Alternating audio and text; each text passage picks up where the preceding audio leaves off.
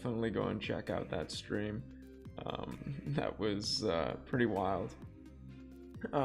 Hopefully we'll get into some more interesting spots today, playing some Russian cash. We'll see how it goes.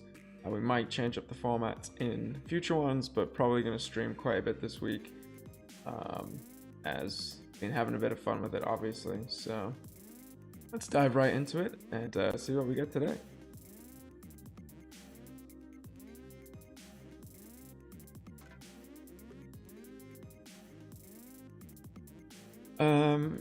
With a short stack 100% VPIP player, I think that's a little loose to open the weak double suited tens.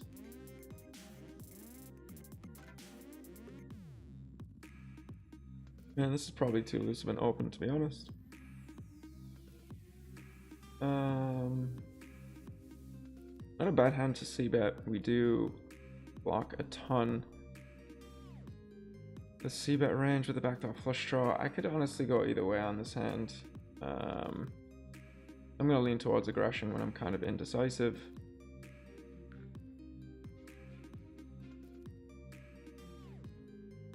And given that we have two tens on a rainbow board, I think that I am actually going to check back on this turn with the 10 of diamonds, and we'll be able to bluff some rivers. Or even bluff catch, and probably just checking down with the king jack here. We could maybe value the ace jack, and on the right I am just going to check here. We have showdown value already. We would hate to kind of get raised. He bets pot on the turn. I mean, not going to fold with the nut flush draw and nut gut shot. Not great. I mean, we beat queen 5 now, I guess. But I don't think he pots the 10 with queen 5. And given our blockers here to any draws that he could have had, this is a very easy fold.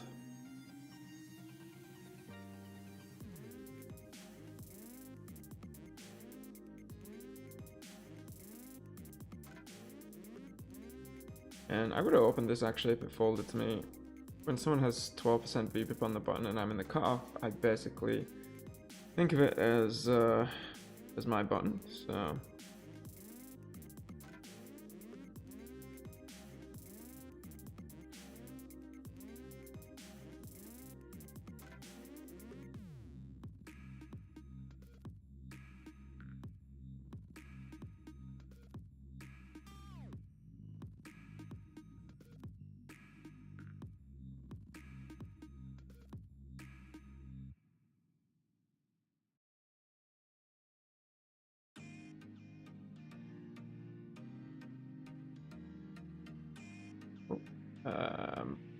probably on a 3-bet.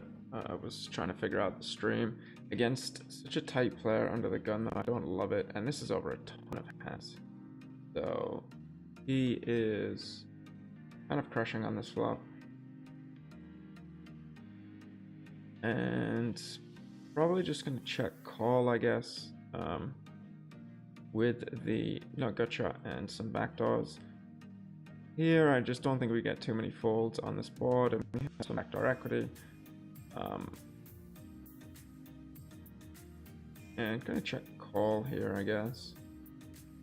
Some turns that we can bluff. That's not one of them.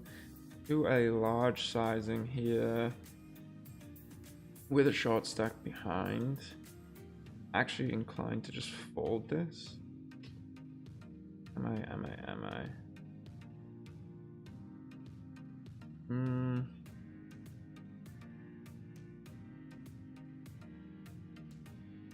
Yeah. I think with this guy behind, we just want to fold.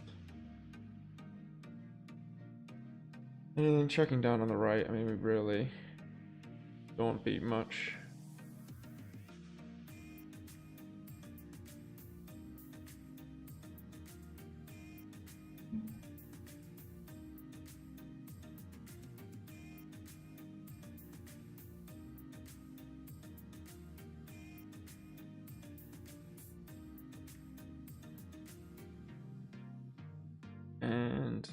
let me know if we are lagging at all. It looked like my stream yesterday after the fact was lagging a bit, so... Pretty good flop on the left. Pretty good. I think we just blocked too much of the stabbing range, unfortunately, so I am actually going to lead this hand. And this guy will stack off with any flush draw.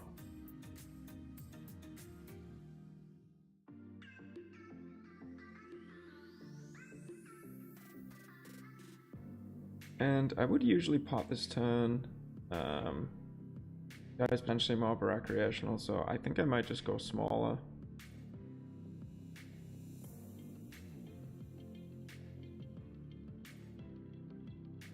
To keep in some of his weaker draws, not the best river.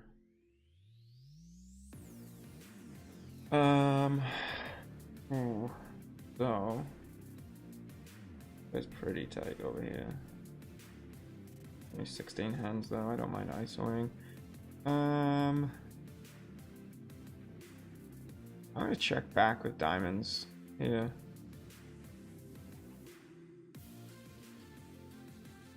And we do run into the straight.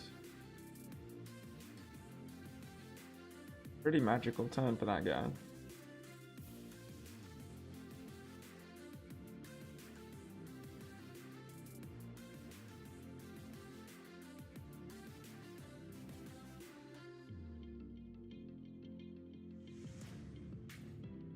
So against the kind of wide min open, I am going to ISO these kings in position.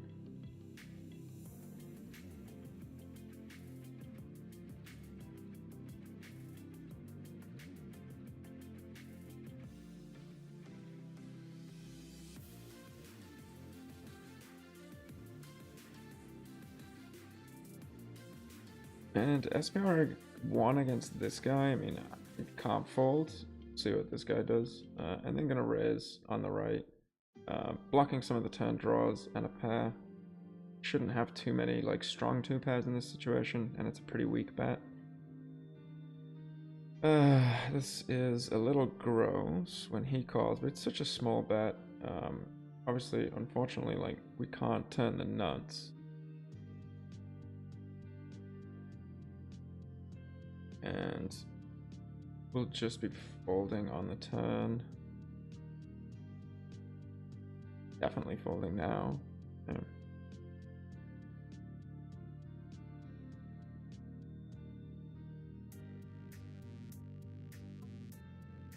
Pretty good flop for this guy. Deuce on the turn. I think we can value bet now, given that we block kings, which is going to be like a big portion of his check call range. I'll have the better overpairs here.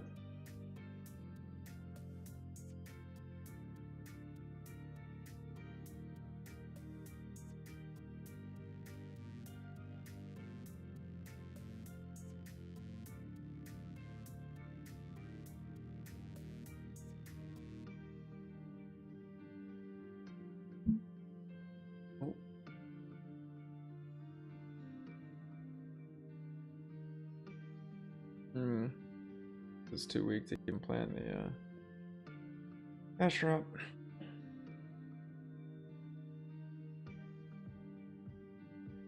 Probably too loose. I've been open with the button and cuff not being super tight.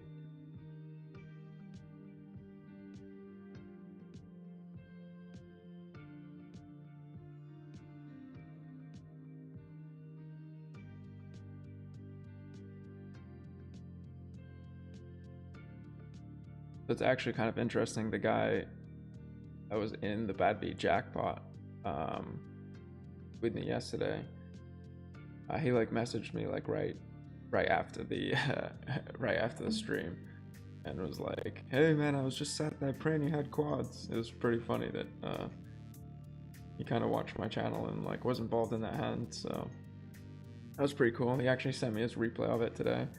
I was hoping that he had it. I was hoping he recorded it as well. That would have been ridiculous if like 2 people had both ends of it recorded, but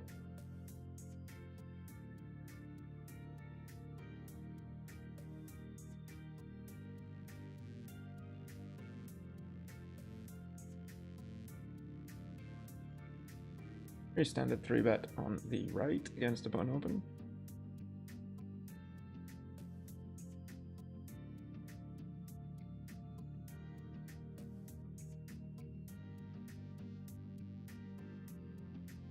I appreciate that, D. Always nice to know that it's running okay. I don't know what it is, but it's only on GG. I mean, this thing. I mean, I know it takes up a ton of memory in general, but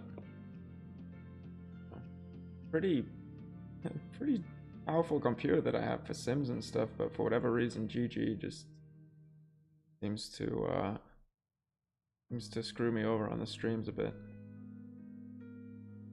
So pretty nice flop. Obviously he has some king, which we're not doing like horribly in, so we can obviously call a raise. Probably have like 40-something% against king if he doesn't have any clubs. And we do see the raise. So yeah, might be king, but we're not gonna fold with some backdoor straight draws and the nut flush. Pretty terrible turn card. We'll just be actually folding, because when we block the nut flush and 2 clubs, his check raising range against my EP open is like king 9 plus. King 9 with backup plus. He should even just flat some king 9, so I don't really ever expect to see many bluffs here or many value hands that we have the right equity against. Probably drawing to about, to be honest.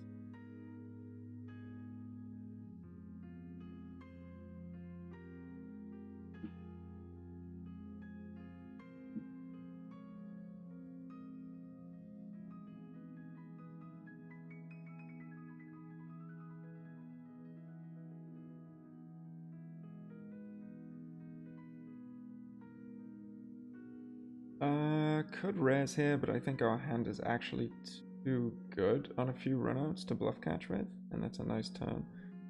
Flopping top set, obviously just gonna bet for value. On this turn, I'm actually just gonna bet quite large. Do I think he has much of a check raising range? Maybe. Blocking turn spades and a diamond.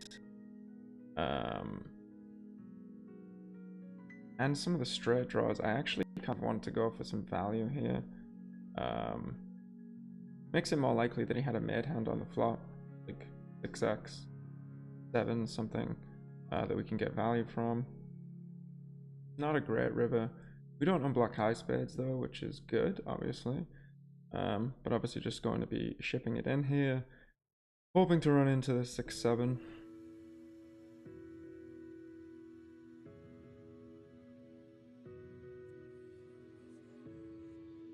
Hopefully not the 6-6, because we don't have any quads. Okay, we take it down. ENY, what is your usual streaming start time, like today or something, sometimes earlier? So I'll be honest, I'm not very good at that in terms of a schedule. I just randomly feel like streaming, so I kind of started. The only one that I do try and keep consistent is Sundays, and that one is at well, there was a what time do I put that one at? That's like 6 p.m. That's GMT. We're just checking back here with no diamond, no real value. Reduce to kings. Yeah, 6 p.m. GMT on Sundays is usually when I stream. I might try and get more consistent with ones during the week, During the week, it tends to be like later on. So more around this time. So kind of some later night streams. Do we want to call this hand? It's probably a little weak. I would want to check if I had more time how aggressive these guys are 3-betting. This is not a fun hand if we get 3-bet.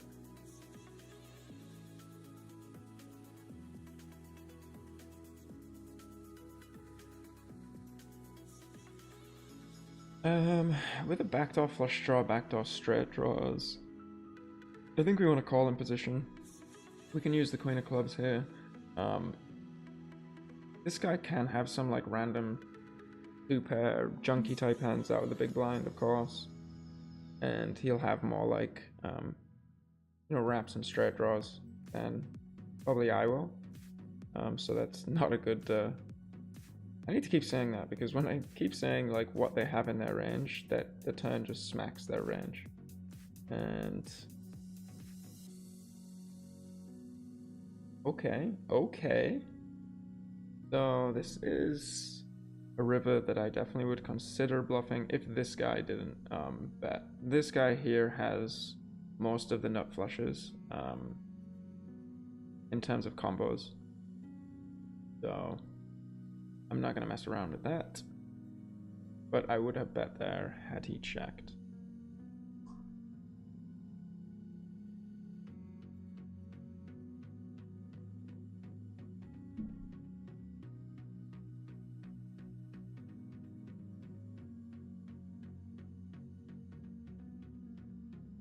And with no real backup here, I think we're just going to try and get this to showdown. Board's too connected really to have any fold equity. The 7 blocker's not too relevant in terms of his continuing range. When he bets turn, I think we have a call on the pairing jack. He still has a bunch of draws in his range, which we unblock all of them. And then they all complete on the river. 9 of clubs could have been worse, I guess. So we flop the jack nuts. So the board that I will have some leads on, and I think with 2-pair, I have a good candidate.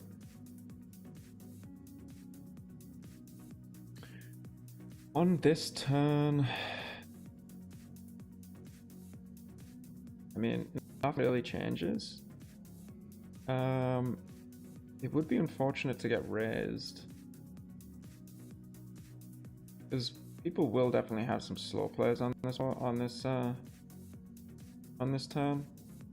I mean, on the flop, sorry.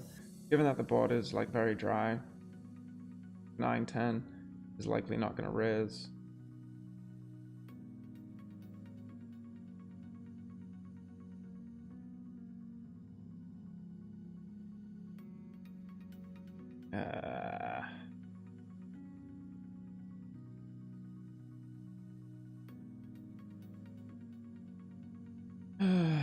Yeah.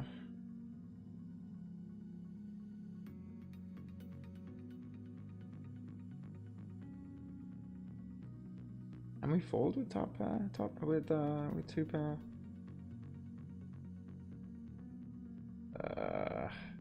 And that could be a bad fold.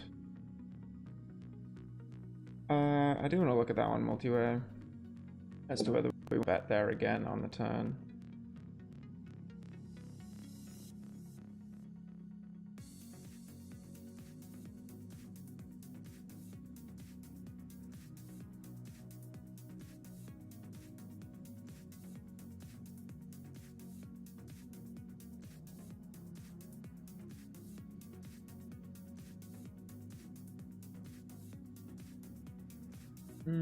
I think we can call here on the right in position, and then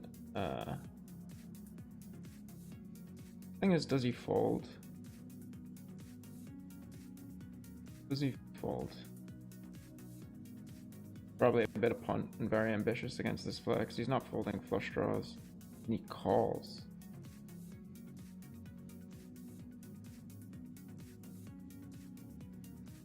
I mean,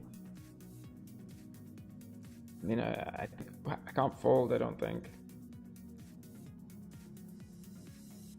Just interested to see what he calls it on the turn and jam.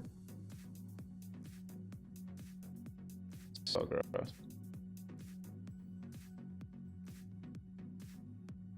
Sorry, I just had to call and see what the hell he was doing. Well, an interesting call on the turn for sure. But, you know, he soul read me, guys. He knew. He just knew. He didn't have a flush draw, right? That's sick. That's sick. I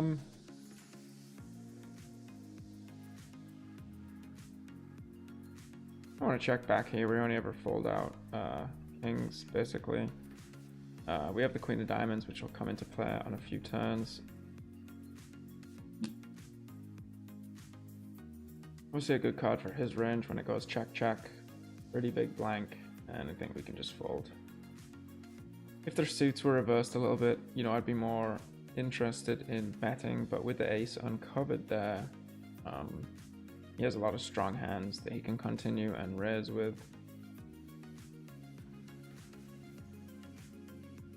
DNY, I appreciate that, my man. I'm glad that you're enjoying the content, and yeah, we'll try and put some more out, hopefully better times.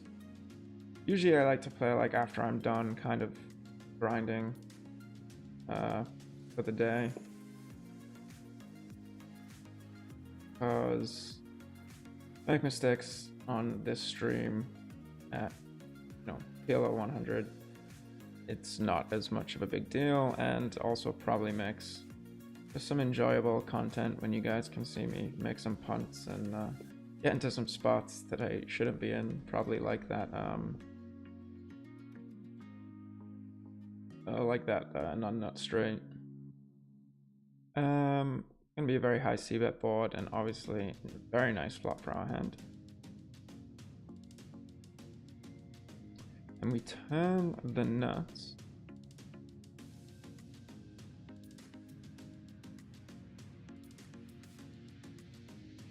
And there's just so many draws that I am just gonna go ahead and pot. And sure, we're gonna get it in against like nuts again and a flush draw. But we can also just no club. We can also get called by a lot worse, and having the king of diamonds and queen of clubs is nice there to go for the pot.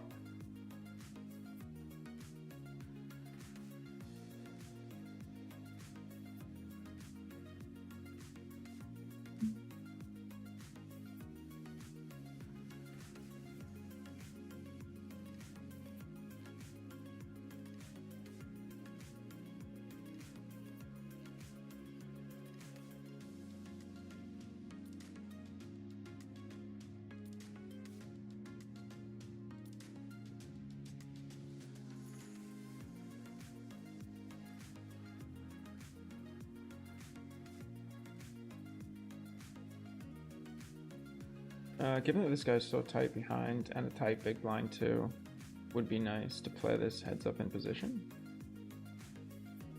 You guys thinking about it?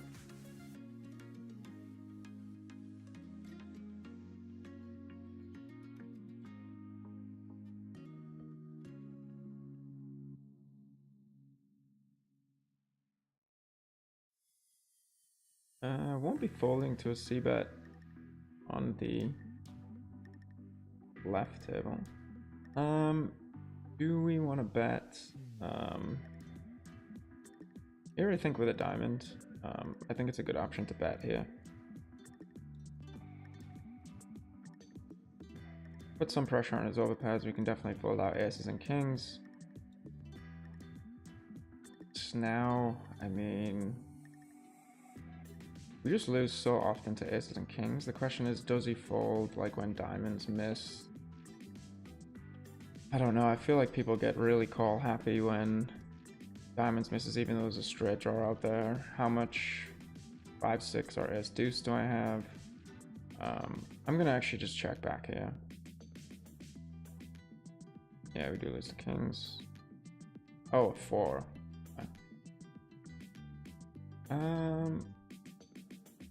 I'm just gonna check back here.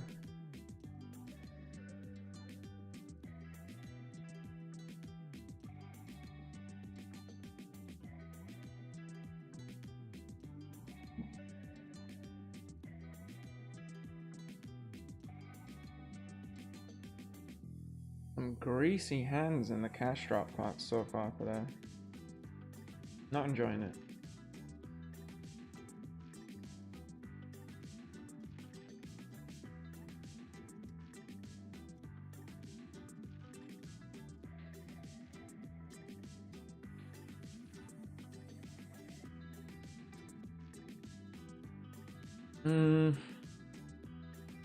So this is obviously not a great hand. Like, usually having a hand like this with a top pair blocker is pretty good to go for a check raise. But there's just not that much king-king in my range. Because I 3-bet a lot against the small blind, so I'm just going to call here and then try and utilize my 4s on future streets. And then obviously checking back with our club. Pretty bad run out. Oh. Guess we're trying to duck 2 outs. Can we fade 2 outs? This is interesting.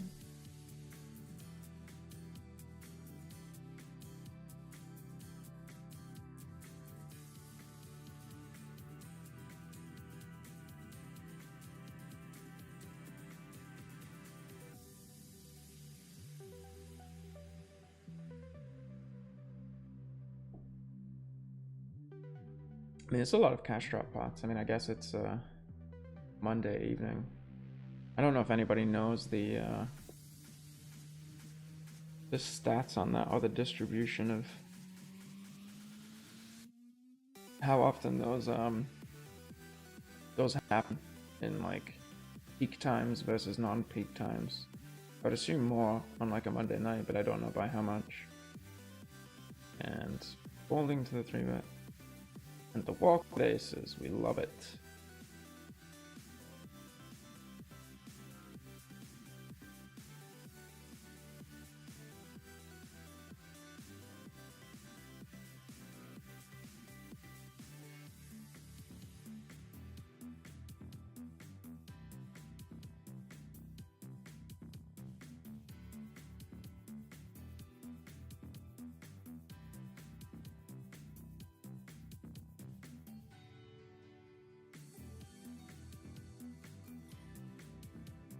Complete here, why not?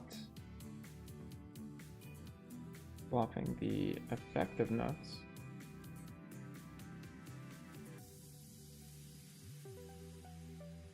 This is a little loose, actually. Maybe? I'm not sure. Pretty bad blockers for the board, 4-way. Gonna be giving up.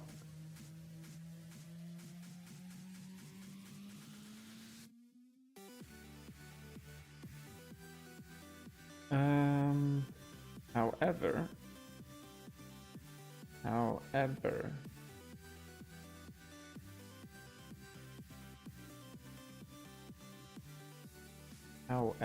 yeah, I mean, obviously this is not a GTO play over here, but realistically you have to worry about the end of the gun range. By the time it gets to these 2 players left to act, they haven't bet. It's very unlikely that people check back a queen.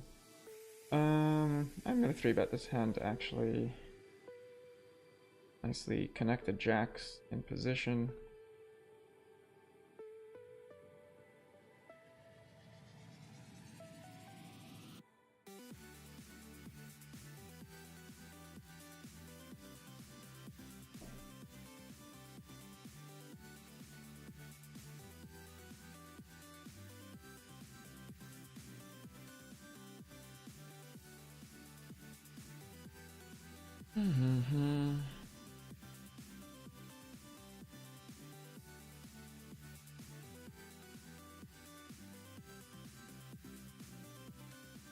Didn't realize this was three-way.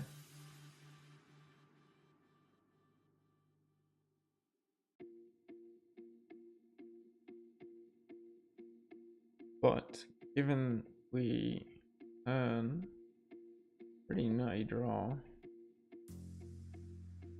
gonna go ahead and barrel. Get snapped off.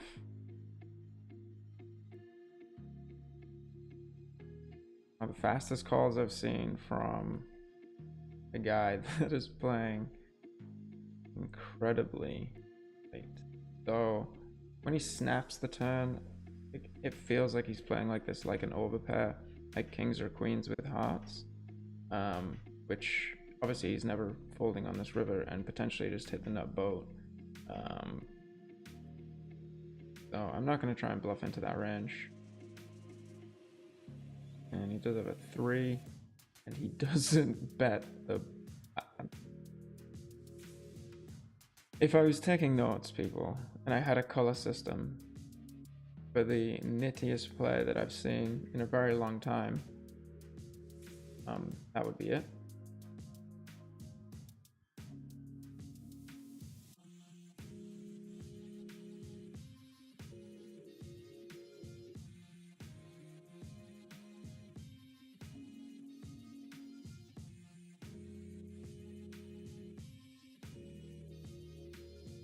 I find that guy.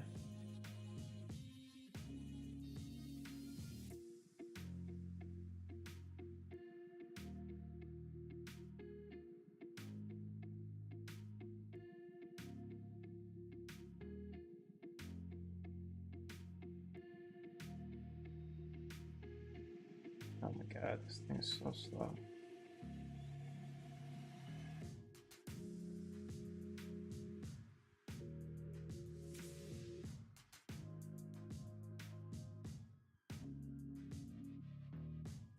Get that off screen.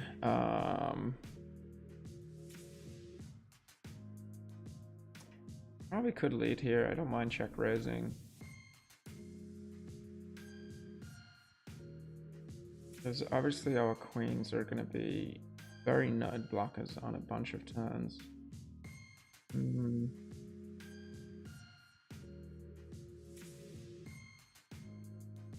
just block a ton of his like snap fold range. I'm actually just going to call.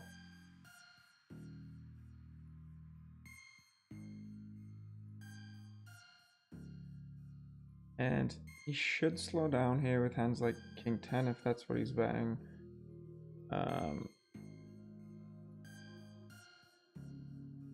Interesting.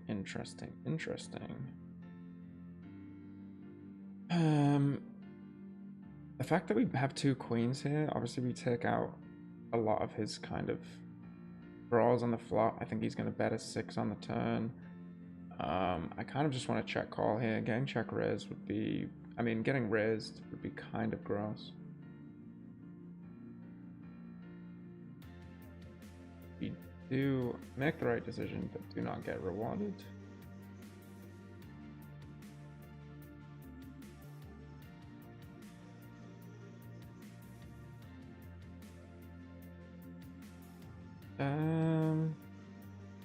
With 3 clubs, I don't mind actually betting this turn.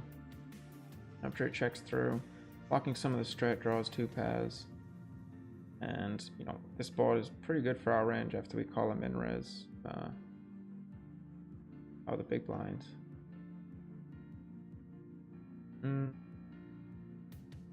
With these kind of reverse blockers, though, I don't think it's a great hand to barrel off on the river.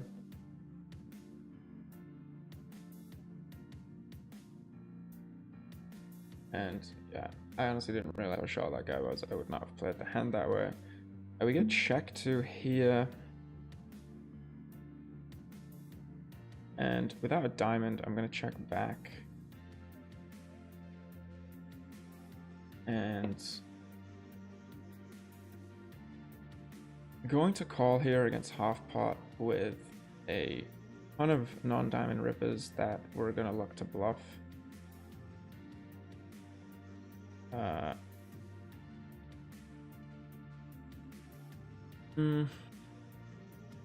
I feel like bets a lot of like strong diamond draws on the flop. However, we do have an ace in our hand which takes out aces and diamonds, which will be a lot of his combos.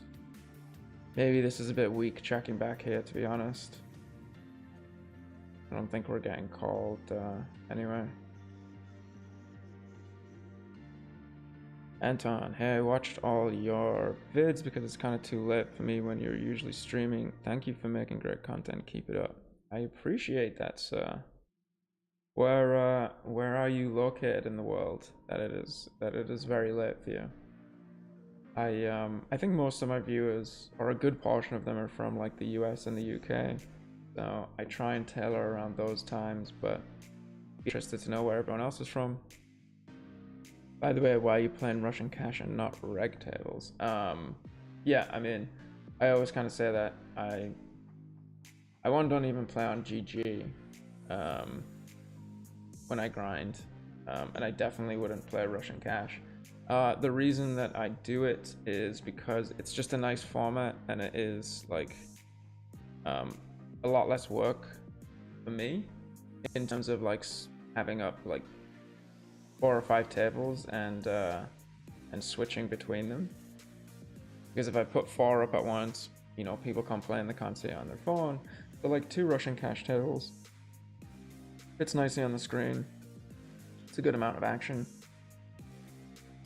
But what I may do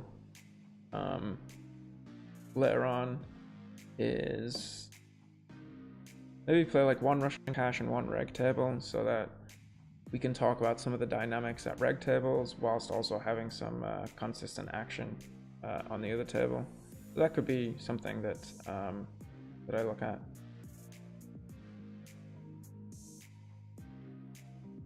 Reasonably worthless hand here.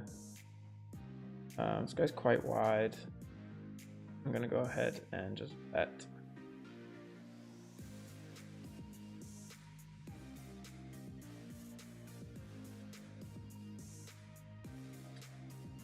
Top with a gut shot. This guy's really short. SPR, yeah, 1.5. I'm actually just gonna pot. I was gonna check back. I didn't realize how short he was.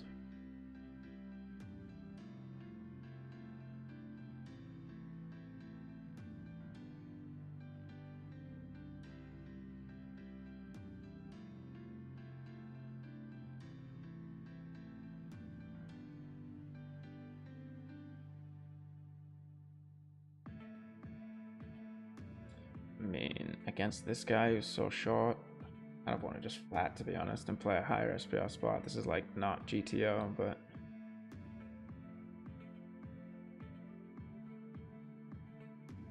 such a tight range. I think probably just a small bet here. It's gonna be tough to get action, but unblocking diamonds. No, unfortunately, we block aces. And probably a pretty dreamy turn. Hopefully he has diamonds after all I just said about blocking overpairs. I'll go for a half pot size bet.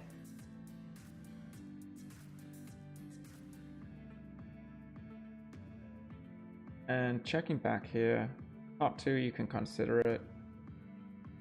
I mean, we do have a straight draw blocker on top. I don't know if he's going to call a pot size bet with a flush here, to be honest, which is the likely hand that he has at this point.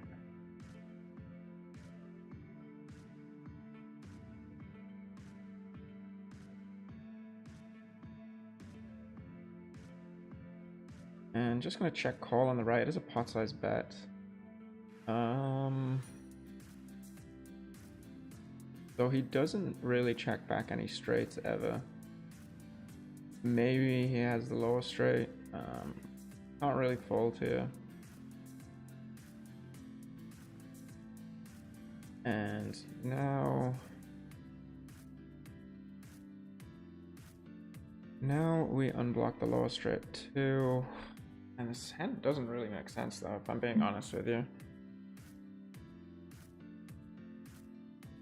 Like pocket fives. I really...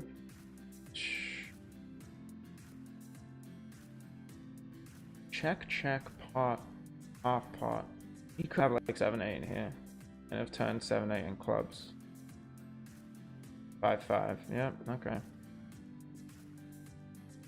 Well, not really much consolation when you pick his hand and then still call. I'm a fish. I'm a fish.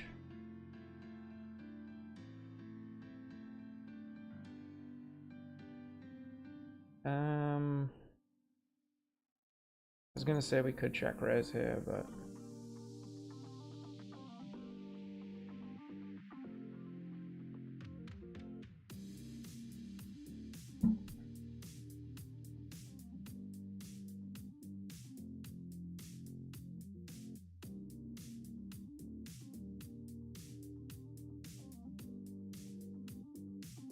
get some pretty shitty aces. Hopefully, this guy ISOs the lente.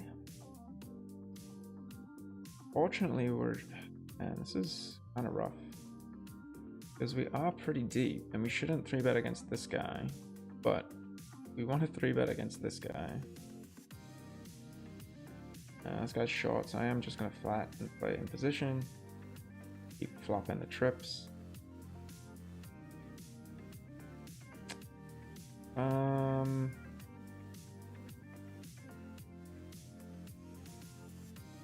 So here I'm gonna go half pot.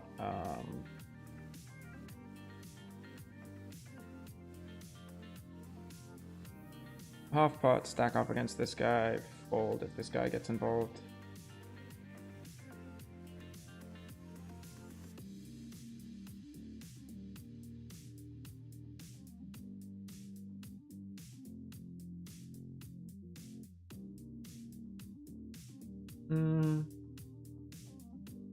Be a little thin when hearts miss. And here I think we have a pretty clear check fold. If it goes check check, I might shove some spade rivers, but and probably could have bet, but running out of time. Probably should have bet.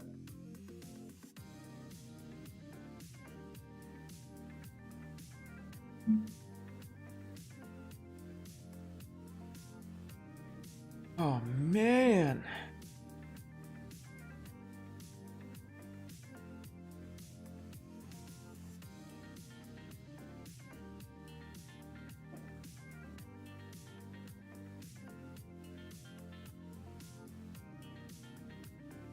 I think we have to go for it with the 9 and with the ace of spades. Whew. Squeaky bum time. But we get it through. We almost certainly never have the best hand there, right? Like, draw's complete, like he likely has some sort of 2-pair hand, and we would kind of hate to check that down.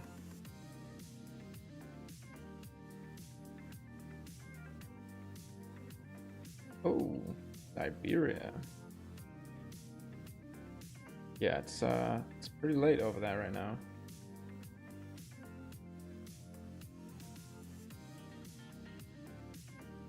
How far ahead is that of GMT?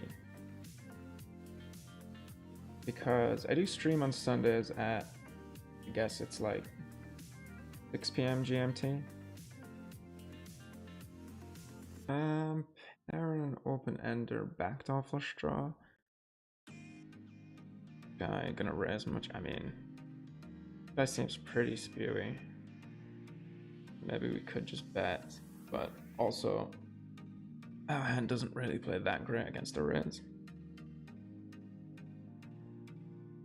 We have a pretty standard call and a decent bluff catcher if hearts miss. But if he is betting not hearts, then he would check down now. So,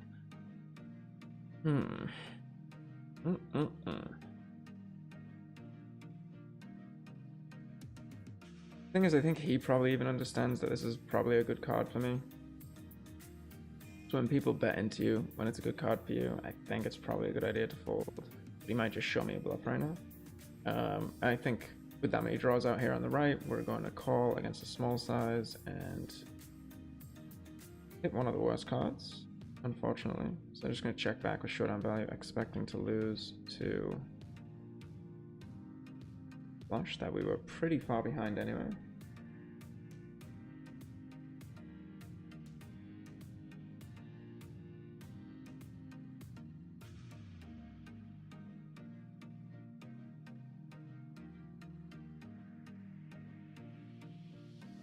And pretty bad kings, but against these two particular players that seem pretty loose, I'm gonna make the call. We do whiff.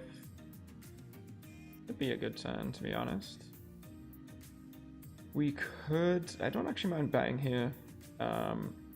Obviously, we block some of the draws that can call, but we do need some protection against weak hands. And if we get raised, we're drawing pretty much dead, so we can just fold pretty easily. Okay, I will be right back.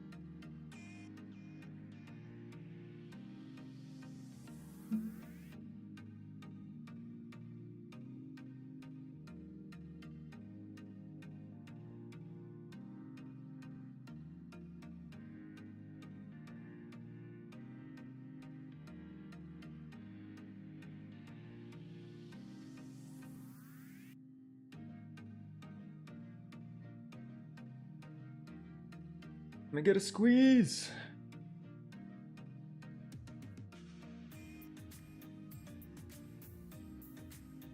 We cannot. I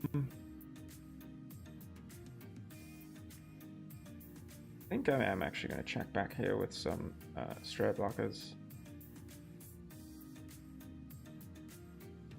And checking on the right. And we'll call the turn. And obviously calling here on the left.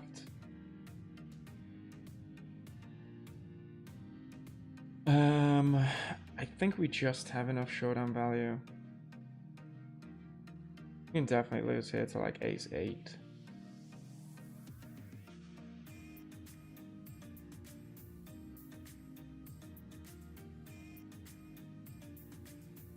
And just check folding on the right with no blockers to the straight.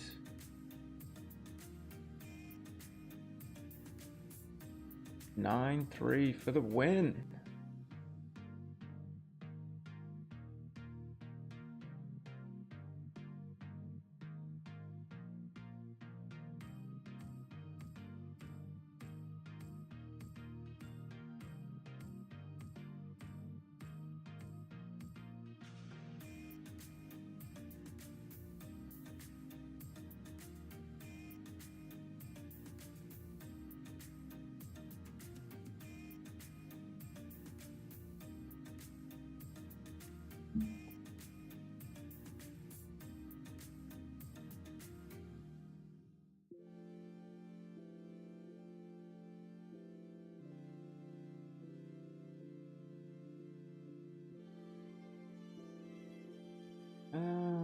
Man, it's pretty tempting.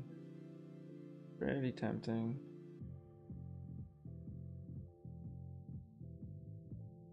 Okay, okay.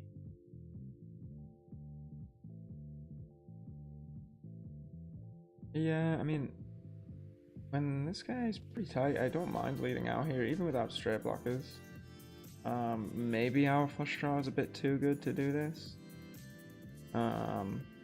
But I just think that we get like a good amount of folds.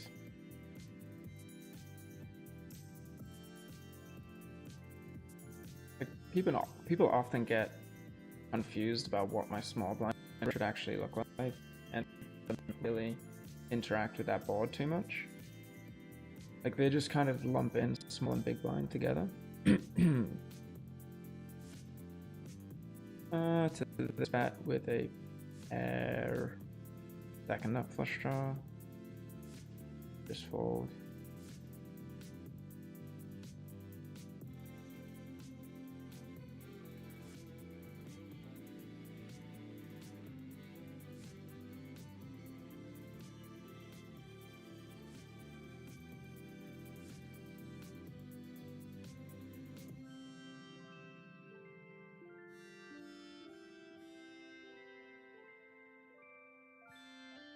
And never 3-bets, so not too hopeful.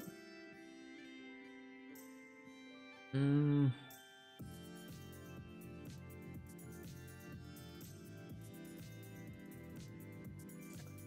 of torn here. With a backdoor flush draw, I mean, we can definitely call a raise. So I kind of want to bet. I can also see checking back here.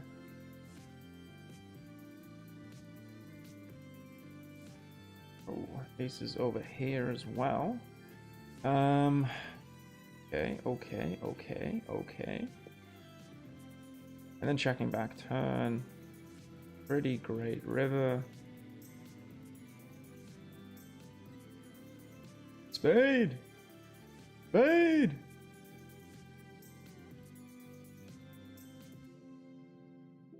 Spade one time! Oh, good. I didn't see what this guy had over here on the left.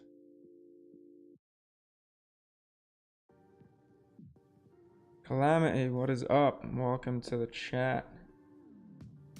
I don't know why you're not getting notifications on YouTube, but, you know, you should definitely contact them, because how can you live your life missing out on this content?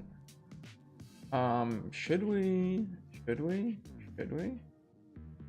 Feels like a good candidate. I mean,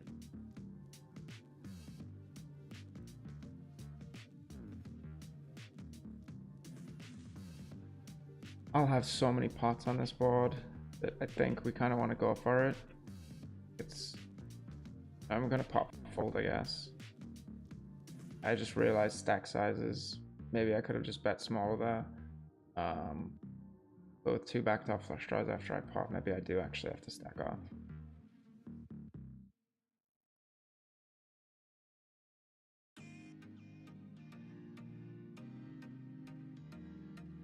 What's with the day after day streams? Are you complaining? Are you complaining about the day after day streams? Honestly, I just felt like streaming. I mean, I obviously had a lot of fun. Definitely not going for the grind. This has got nothing to do with grinding when I play on GG. In fact, it's the opposite. It takes away from my actual grind time. But yeah, obviously, seems like we were due to hit another bad beat jackpot, so I figured may as well play again. The thing about hitting the bad beat jackpot is like it's very different than it's like hitting the lottery, right? It's outside of your regular income. It's kind of hard to explain, right? But like obviously 6.5k is like very solid, but I've made, you know, a lot more than that in a day before. But you're not talking about like running well and knowing that like it's gonna even out in terms of like variance. You literally just have like pure profit. You know, so pretty nice.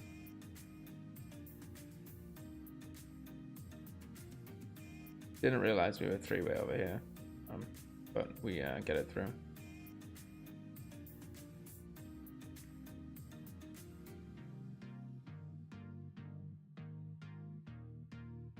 So yeah, I mean, it's probably the exact opposite, to be honest.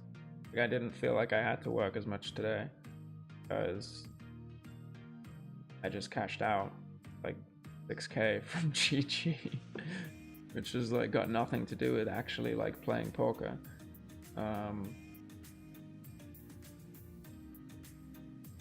But you know, couple weeks of grinding in one 50-cent $1 session. So.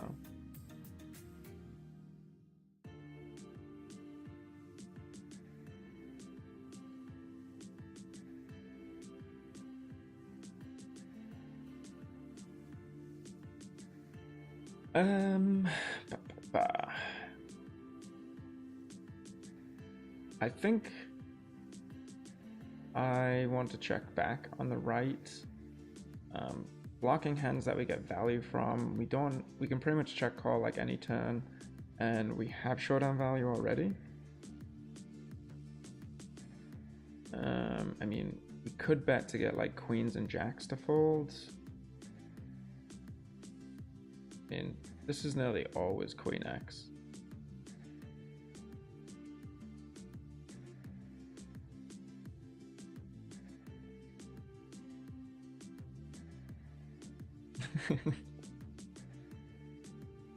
Just to keep this guy entertained.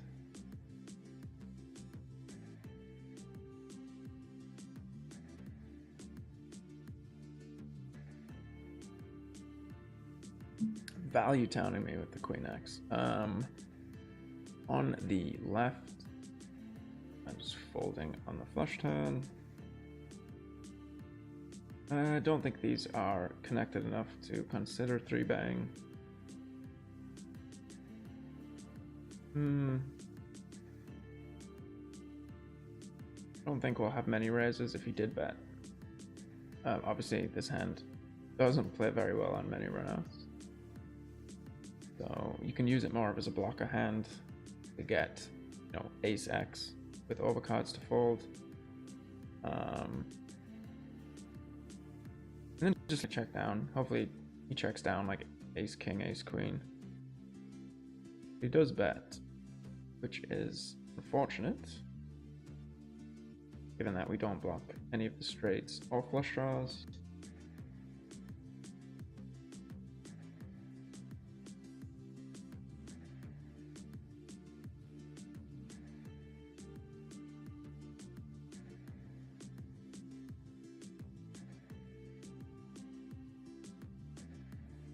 Damn, I'm sorry to hear that, Calamity. Why, you're just not enjoying it? I know you mentioned the other day, you said you might be going back to, some Hold'em.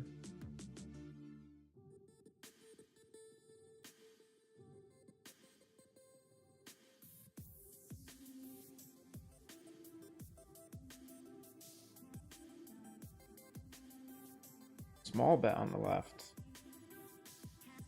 Does he have it with the flush draw? Obviously calling with a nut out. Interesting turn. I don't think that we want to bet and get raised. We can check call, I guess. We could check raise, but he's never folding aces. The board's a bit too dynamic to use our queen blocker, to be honest. Depending on his bet size, we'll see. Very small again. Is often like really weak. Pretty polarizing though. I guess we could call and then jam clubs.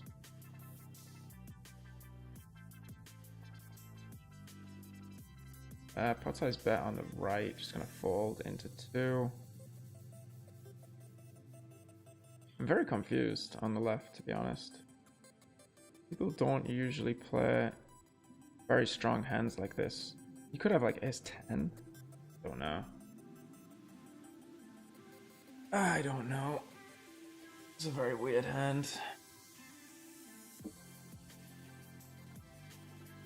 A very, very weird hand. Small pot.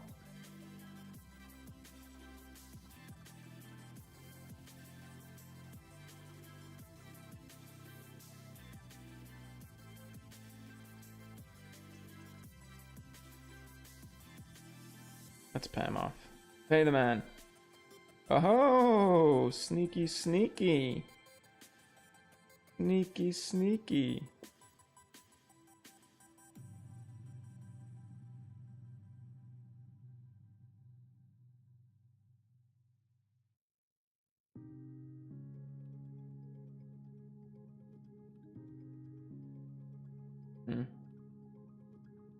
This is not a great spot.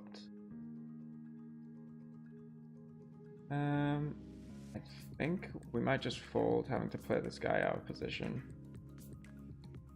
I don't think we should be folding this hand though. Yeah. I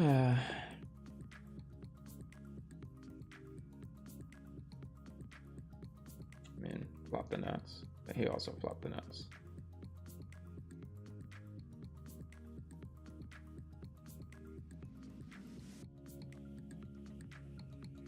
And wasn't paying attention on the left, so don't even remember the full line, so I'm not going to mess around in this hand and just check and lose.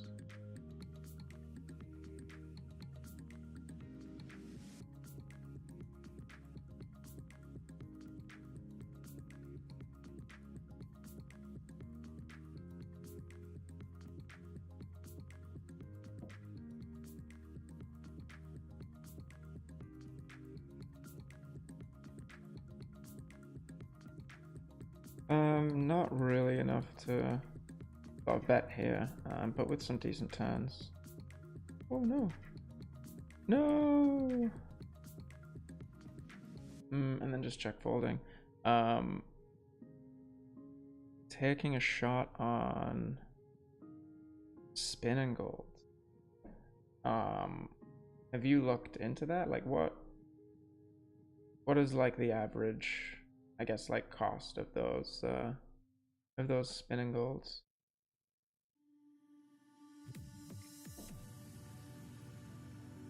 Like what's the EV of it? I mean, if we had a heart, we could bet here. I mean, we should have a ton of leads on this board.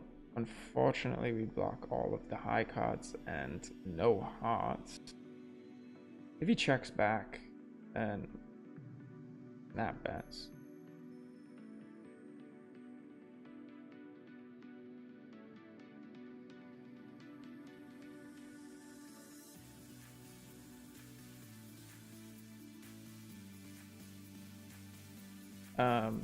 Yeah, I mean, I can't imagine that those spinning golds are too profitable.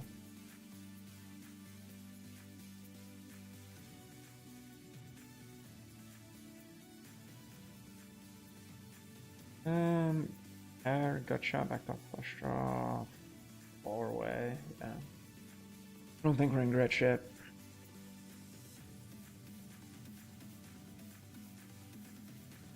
Yeah, I'm telling you, Kalame, the hardest part of PLO is the mental side.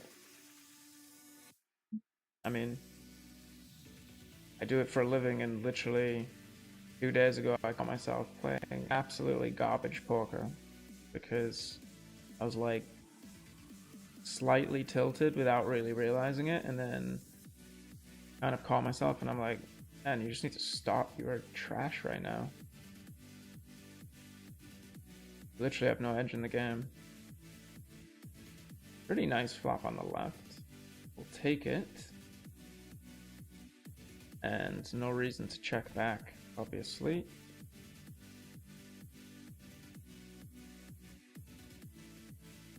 And we get a beautiful turn.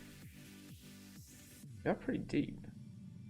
On the right, with some blockers and backed off flush draw, I'm going to bet here. This hand doesn't play great on a lot of runouts.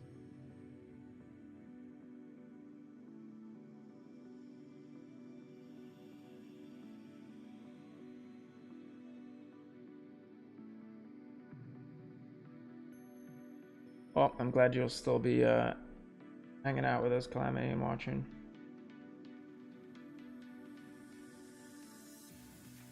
And yes, I very much understand that I'm paying for the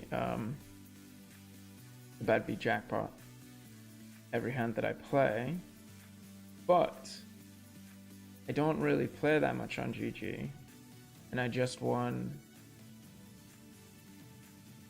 6,200 big blinds, which Seems like it would take me a long time to pair 6,200 big blinds in rake. Could have raised, I guess, here on the right.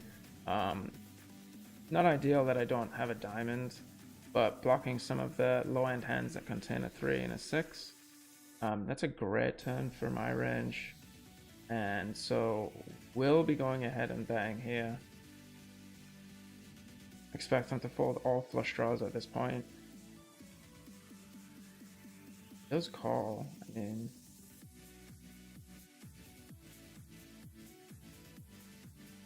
Did we run into the quads? I mean, we have to go for it, right? We unblock kings, queens, all those type of hands.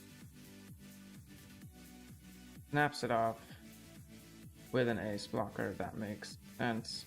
That plays bad play. I think we have a value bet here, blocking a jack.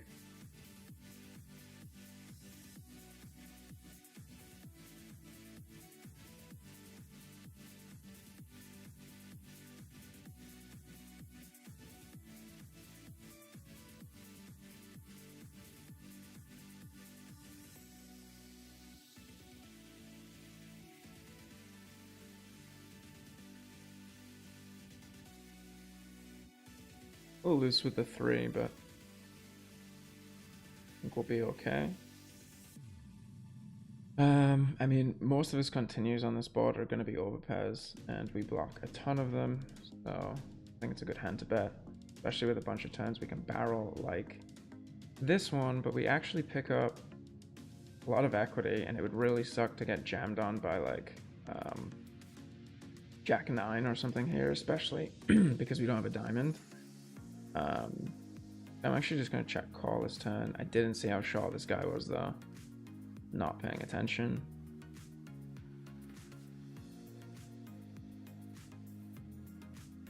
And I guess we can save ourselves like 9 big lines.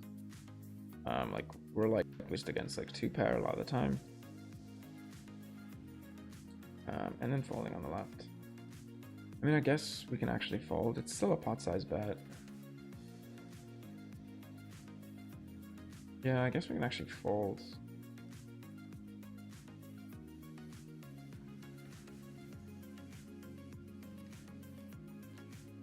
Because we probably don't have 25% equity there. Even if he just has like a pair and a flush draw. We're drawing pretty thin.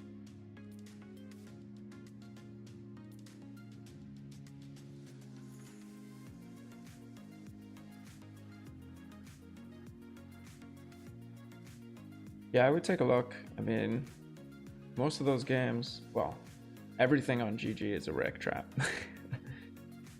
But those games specifically, you know, I spent a bit of time, I actually spent a bit of time seeing if all in or fold was beatable, because it's such a solvable game.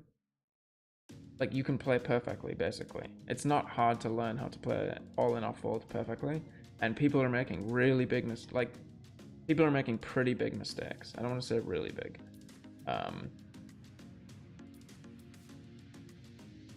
Really tight. Oh, yikes.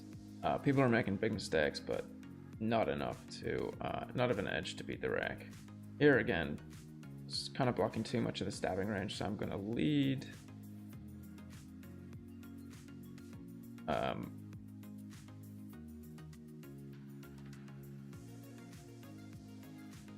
But yeah, I would check it out, because I don't know what the percentages are and all that kind of stuff of like when you're playing for X amount, when you're playing and you're playing for less. I haven't really looked at it.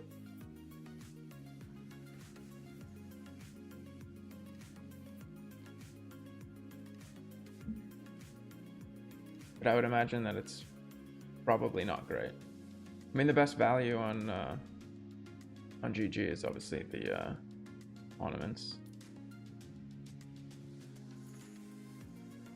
No. I don't think this is with a 5. There's 3-betting every hand. And We're obviously kind of printing against this guy. We're not really deep enough, though. It'd be really nice to be deep here. I think this makes for a good squeeze. I don't expect it to fold too much, to be honest, but we might actually be ahead of his range. And then we get into a nice spot here. I mean, he can obviously have like a king, which he should fold, but we'll see. Good shot, queen high flush draw. With a small bet, we'll call one.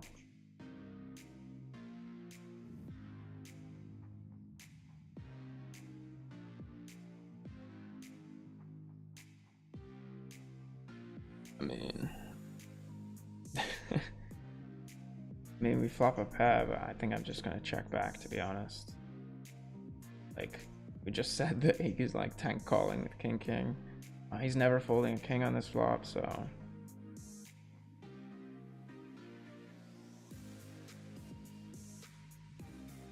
And large bet here, queen high flush though, can't really fold. And into the nuts. And here, unfortunately, I think we do actually have a fold. Kind of rough.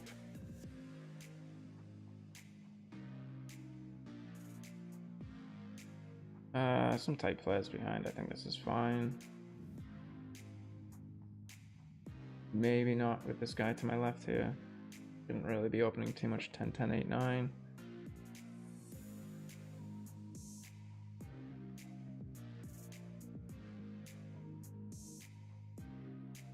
Damn, that is a lot of times to win the bad beat jackpot.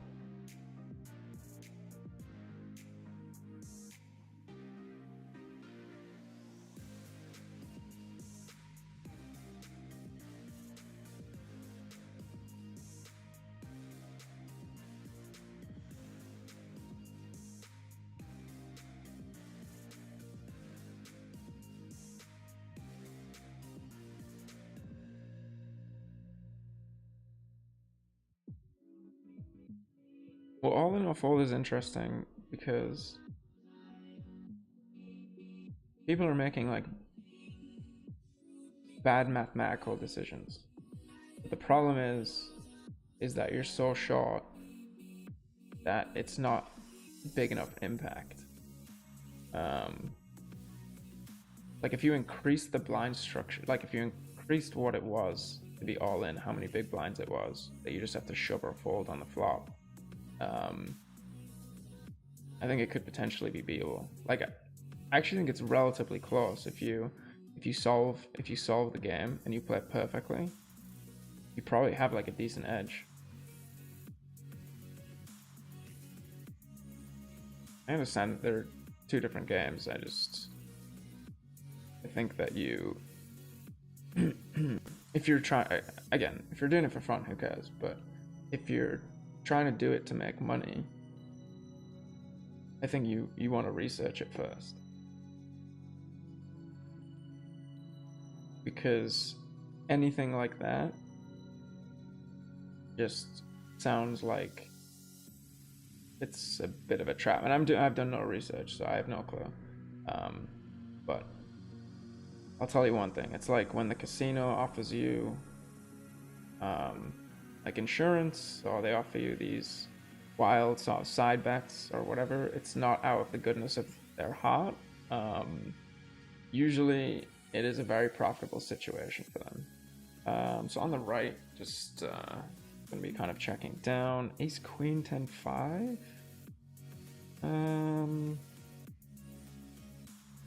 This guy over here, that wouldn't be fun to play out of position deep to him. I'm just gonna be check calling this turn, I guess. We are three-way. Let's have pot.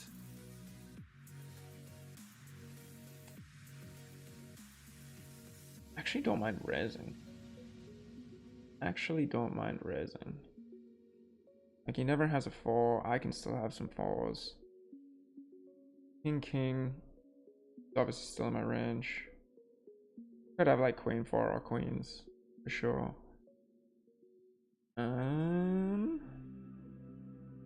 Is that a good river?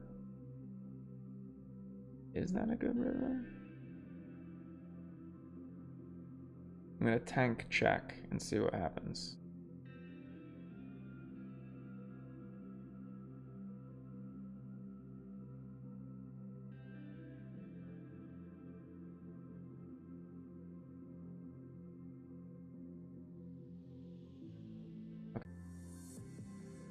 Good lead on the left. They're pretty deep with this guy, so definitely don't want to check raise here.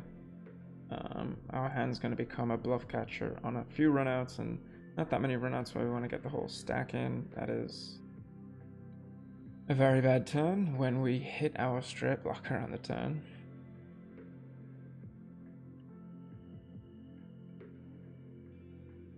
And it's just going to be folding, to be honest. Blocking our runouts. Relatively large bet. Ton of straights complete. We block none of them.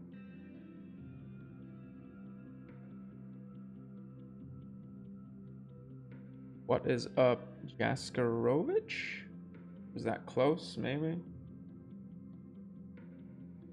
Sorry if I'm butchering that. Welcome to the chat. Flopping marginal sets left and right. At least we have some backup with this one.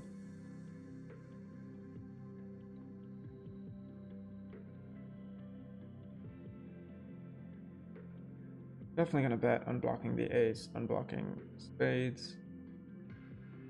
Probably we'll just call the check raise. Oh, we don't get that, and then folding. Usually very dominated hand.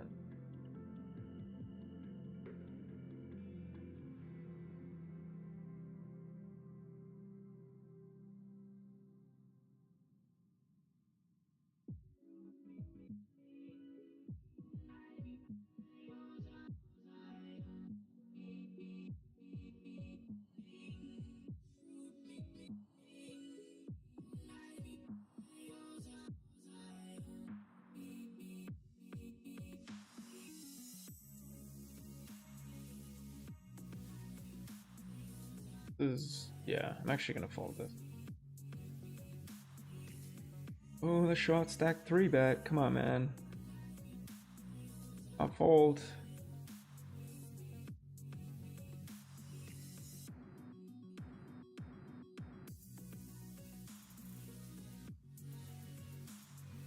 Okay, okay. Hold. Hold.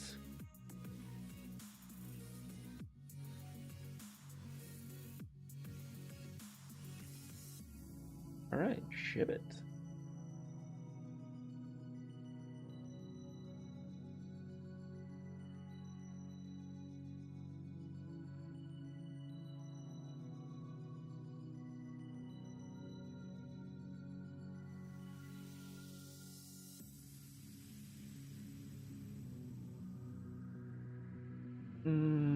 This guy's pretty short. I don't really want to 3-bet and get 4-bet.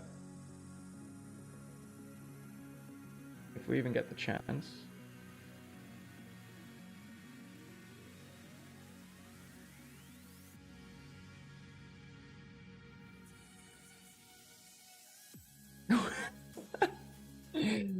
Tio, you can't come into the chat that hot. What the hell? I hope nobody kills me on the way home. Don't put that pressure on me. I can't be checking in on you in 34 minutes or whatever you just said.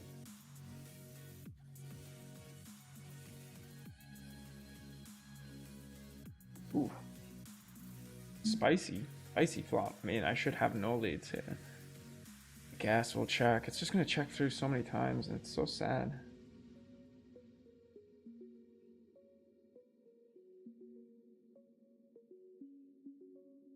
We're gonna call here and have to fold so many turns. So many. Why do we keep hitting our straight blocker? It's like, I can't call turns now. What time is that today?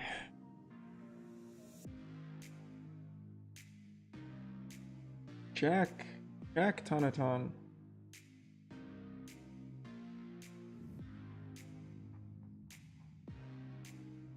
I mean, it's a small bet.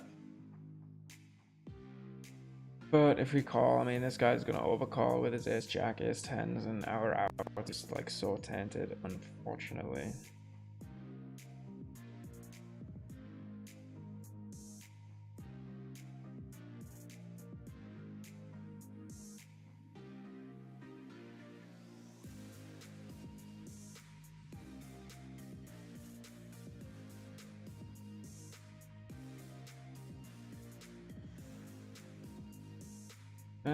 some marginal draws left and right.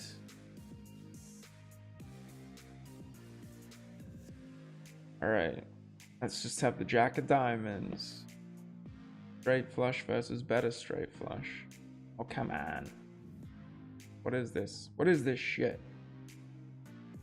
Some straights complete. We block them though a little bit. I'm gonna go small here, given that we block some of the river showdown.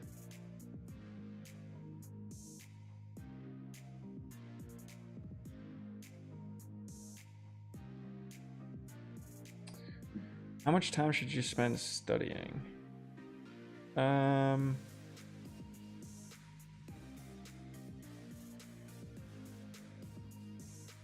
Yeah, so, oh, nice.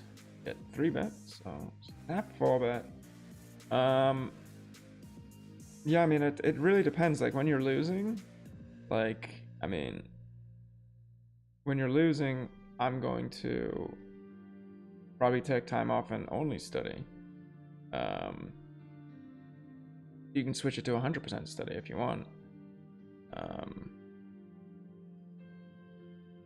And I mean, obviously, you don't need a subscription to things like PLO Mastermind to study. It's obviously very helpful, because I always say that one thing that you want is someone to kind of check your logic against, right? And you can do that by, joining forums, right, which isn't always great because you don't know the quality of the feedback you're getting. You can do it with solvers. To sort of come up with a theory and then see if the solver supports it, and then see if your theory is also supported in the real world and what assumptions the solver is making about people and how they play differently. Then you can work with a coach, right, which is like a good combination of both of those. You get some high quality interpretation of a solver and some personalized work. So you just need to make sure that you're, I guess, if you don't want to spend any money, that you're finding free resources and you're working with, the smartest people that you can find in terms of study groups. Offer to do like hand analysis for people, like for free, if they send you their hands, that kind of stuff. Yeah. I mean, one thing that I'm actually considering doing, and let me know if you guys are interested. I'll probably put a little poll out there and kind of get some thoughts. Is I'm thinking about doing like a live study stream where people submit their hands, and I'll review them, right? This sucks. I think this is just a fold, right? Like, he's not. I mean, is he though? Is he betting a weaker flush? We don't have a pair blocker.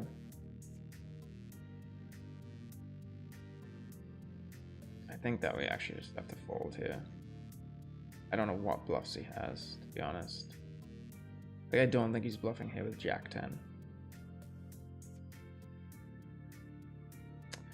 Unfortunately, we're gonna let it go.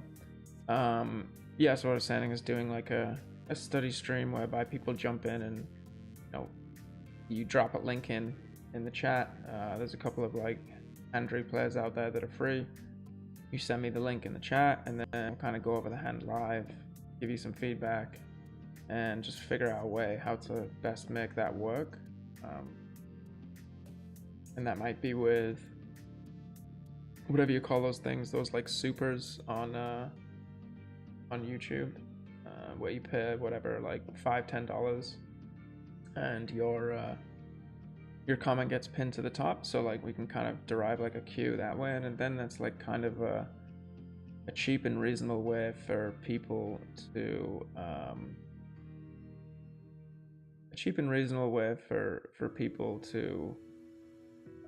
get some hand reviews, get some feedback without having a coach, without having a solver handy. We'll kind of do some work in the mastermind. I mean, sorry, in the PLO trainer, that kind of stuff. So that's something that I am or have been toying with the idea of. So I'll keep you guys posted about that. Yeah, man, I think sounds like you want to take some time off, and honestly, sometimes you just get burnt out playing so many hands, and just even like stopping for a week or two and just sitting down and thinking about the game and reading through some poker articles, watching some people play but not actually playing, can help a lot just as a mental refresh.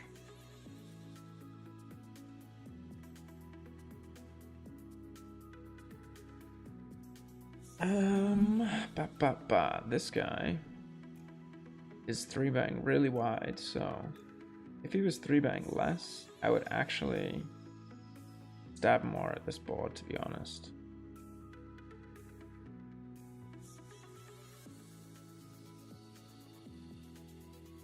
Just snap track back. Blocking spades. He's just going to have some aces with a gut shot that he can't fold, though. But given that his range is quite wide...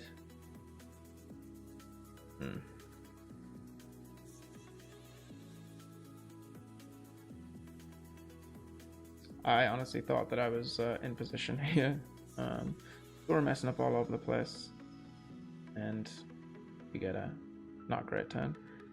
Given that we block kings and tens. We do unblock spades, though. I'm just not gonna have like many 5 deuce bluffs. I think we just give up on this card, to be honest.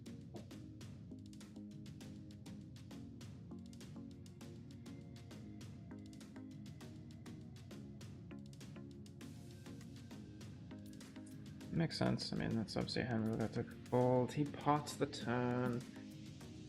We do have the not gut shot to go with it, with no spade. I mean, better to be lucky than good, right, guys? And he's basically... he's gonna check back a straight here a ton. I think I just want to bet small. And like rep the flush, or I'm not really betting straights for value here, so it would be a flush.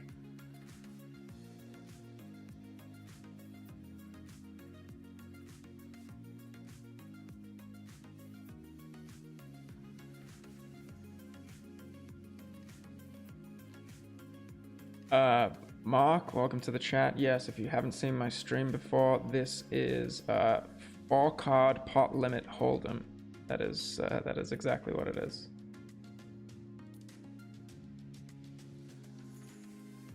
Unfortunately, they didn't have the no limit variation, but we'll make a deal.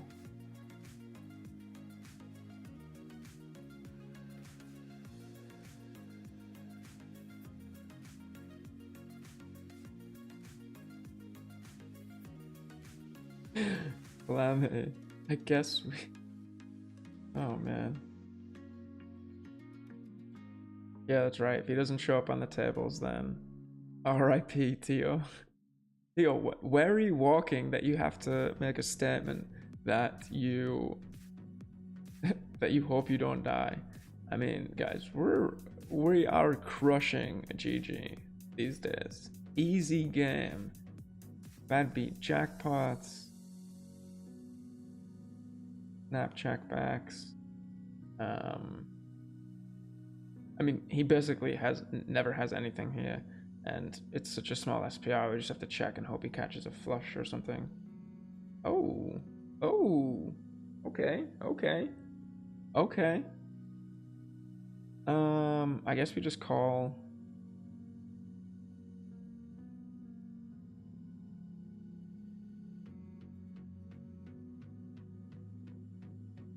Pretty hard to connect on the right hand board. We turn the wrap. Do we check? Does this guy have a bluff? I think we just jam it in. I would hate to see him check back like an 8. I don't know why I would ever check back an 8, but whatever. Jam it in. Yeah. Clearly bluffing.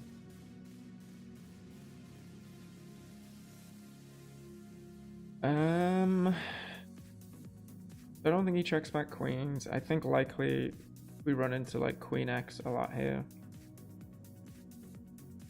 And what size is queen X gonna call? I think we bet small here. He might turn queen X into a bluff, which I will then call. EBH. I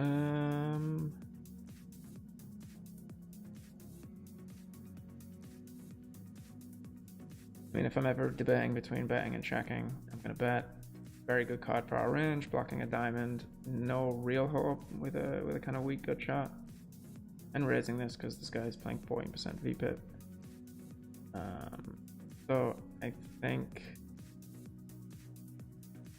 we can. I mean, we do block the snap folds like kings and queens, though. So maybe we do want to check back, and then maybe bet rivers like that. Not when it leads into us, though. Oh, hello. We flop the nuts. And I'm going to be checking pretty much range on this on a straight flush board. You should play quite aggressively. Pretty unfortunate. I think I'm going to go for another check with 3 pots. And a lot of straights get there now, so we might get a call. Here, a little hero call.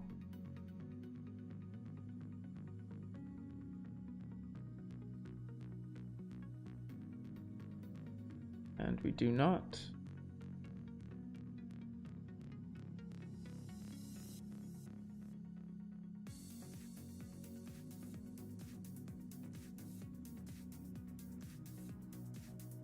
I call the min raise and fold to the 3-bet. Oh, nitty friend.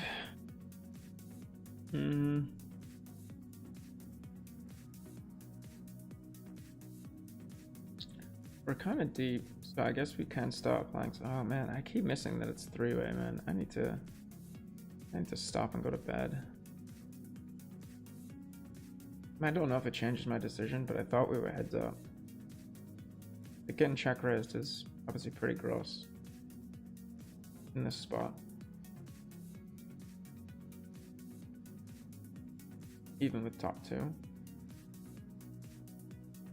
Like even, I mean, I don't know if he would check raise that, but I mean, any card above a 6, we don't really know what to do.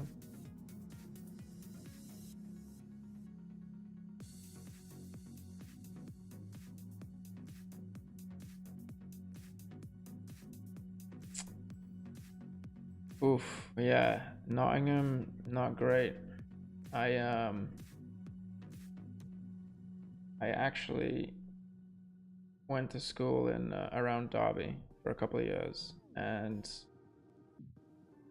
I got jumped in Derby, and I have some teeth that are chipped and a little bit bent out shape. So yeah, I know that area can be pretty sketchy. So stay safe out there. If you're talking about Nottingham in the UK, that is. I presume you are. Got aces every hand over here, but getting no action. I think we just picked up the blinds 3 aces in a row, so that's fun.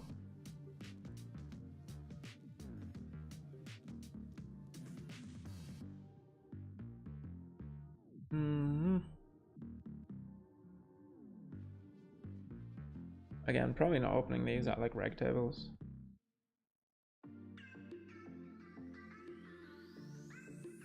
And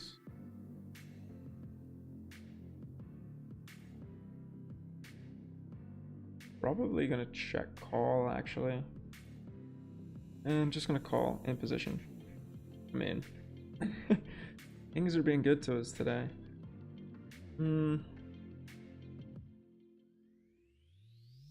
Check calling again on the right if he bets.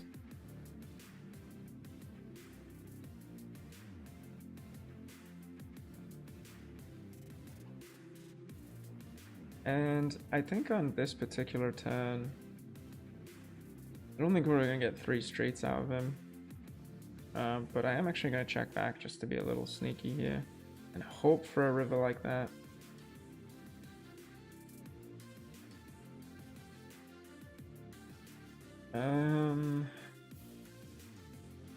We could check rares on the right.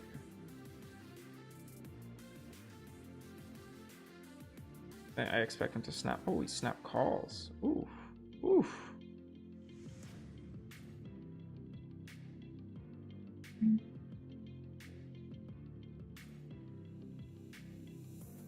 I didn't see what happened on the right. It won at all, to be honest.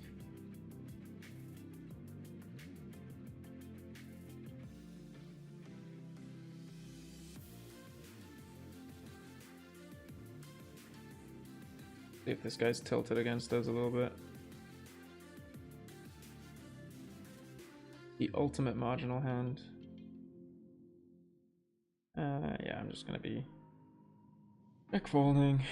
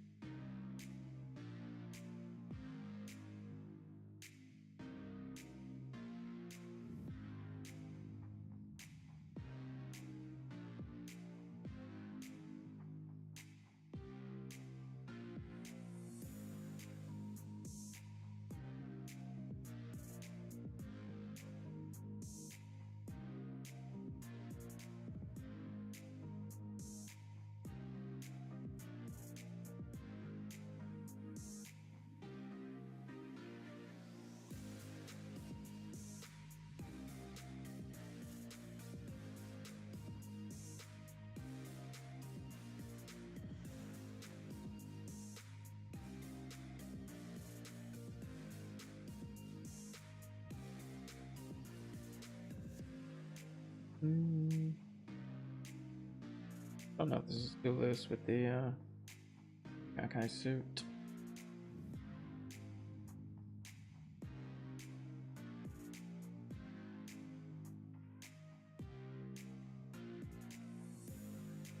Buff board to defend against the big blinds range here. He should have a good amount of leads, and so we are just going to fold.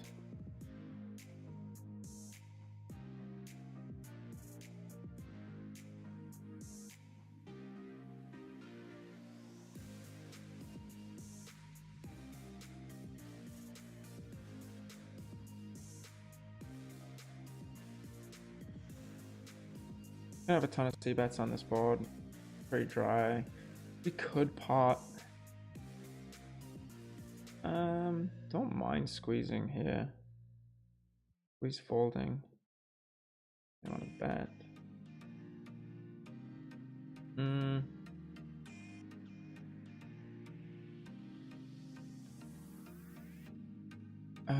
Does he ever call King Queen? I don't think so.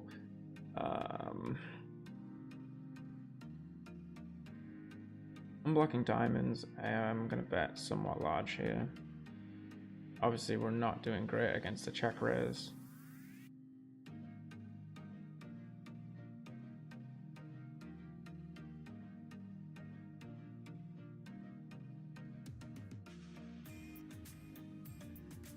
And I'm gonna bet here on the left and then double on any non-diamond turn, basically.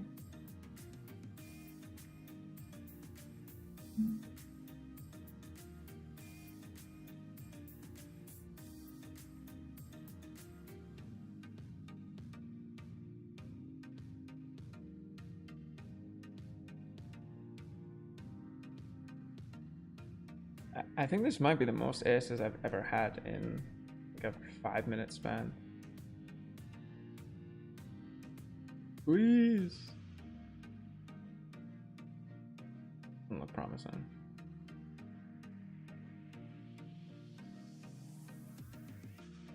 Against this guy deep. So we'll take a swing at it and whiff.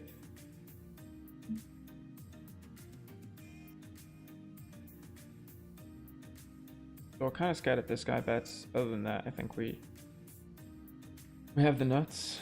Obviously unblocking diamonds is nice.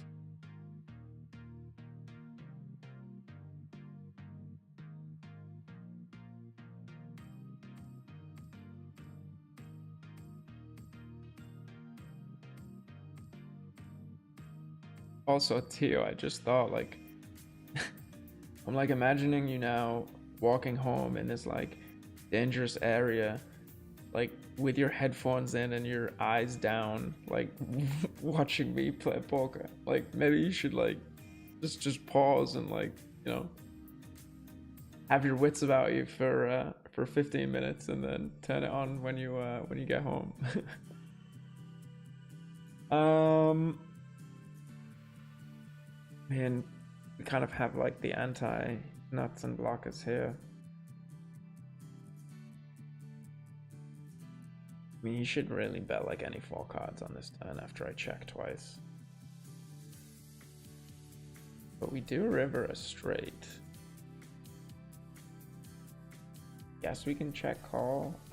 In how much, like, I don't know.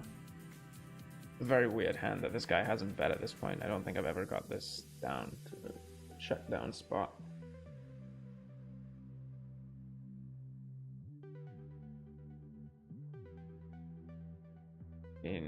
He's banging straights. Oh, whatever. Damn, that's very weird. Very weird no bet on the turn.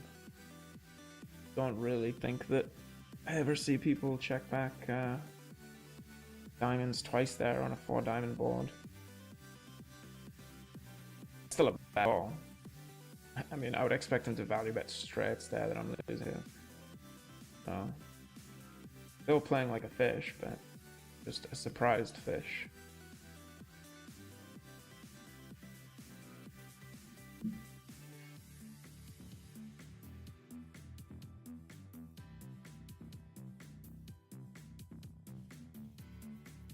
I think it's a pretty good board to bet, to be honest. It's relatively hard to defend against, especially with the ranges in play. He will defend Jack X, but I'm going to barrel multiple times here with like aces and kings.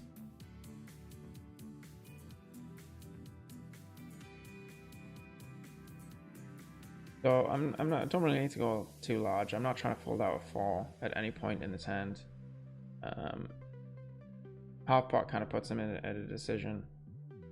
Which obviously he chooses to raise, which I don't think that there's too many hands he should raise with here. I guess maybe jacks because he unblocks a 4. But yeah, don't have to bet too big. We can go small and then small again on the river, and most people are gonna let a jack go at that point after I raise.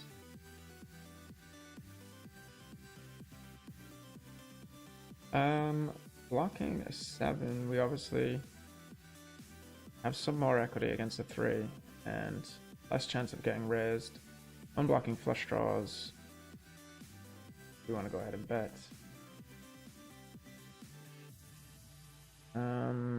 Interesting flop. Obviously not great for our range, but with the cards that we have, I don't think it makes a bad pot.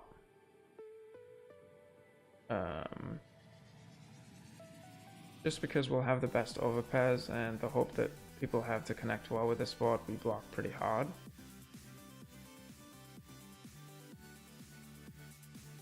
So like, this kind of looks like aces with a gut shot or something like that. It's pretty tough to defend against.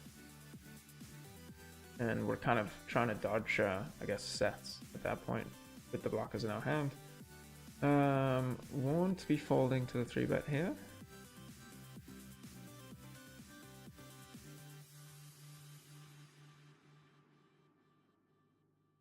And pretty good board, honestly, to bet. We obviously can fold to a raise, and we can put some pressure on him on a ton of turns. He snap calls. He snap calls, and that's a pretty bad turn. He obviously connects with that very hard. We lose a good amount of equity. think he bets when he has enough flush draws. So I'm not too worried about that.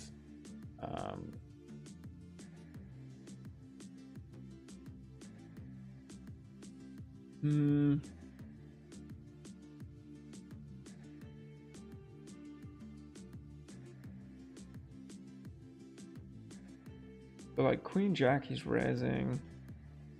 I mean, he could have like King Queen.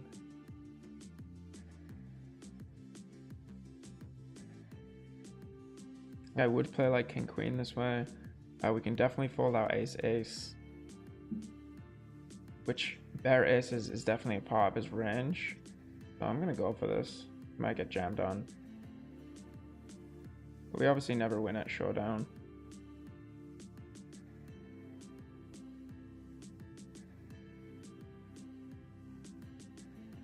And we do get it through. Is there an advantage to stay at the table with 200 BB? Damn, aces every hand. Is there an advantage to stay at the table at 200 BB? Yes, if you have an edge on the people that are also 200 BB at the table. So if you are sat there with 200 big blinds and all the fish are sat there with 100 big blinds, and a tight, aggressive regular who's very good is sat to your left with 200 big blinds, then that is not a good situation for you. Because one, you're not going to have any edge on him. Even if you did have an edge on him as a player, he's going to be in position against you. So he's going to, on average, take more money. But if you are sat at the table and a fish is deep, like you want to be deep with them, right? Because win rates like fish, for example, are almost linear in terms of their stack size. So if you're playing against a fish, he might lose at, ooh, this is not good. He might lose at like a win rate of, I don't know, like minus 20 BB 100. And when he loses at minus 20 BB 100 at 100 big blind stack, he might lose at minus 40 big blind 100 when he has 200 big blinds in his stack. And that's because like all of the mistakes that he makes compound, and he's going to be playing at much higher SBRs where there's a lot more skill involved. So the deeper that you can play against fish, the much bigger benefit it is. But if you have regs that are deep only at the table, then it can become a disadvantage depending on your skill level in the game. So it just depends where your edge is, who your edge is against, and who is also deep.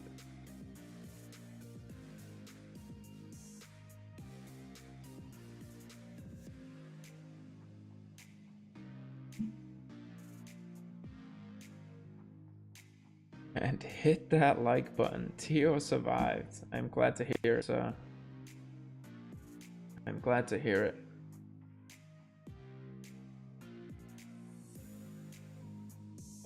Three-bet fold, ace, king, king, 10. Guys, very loose.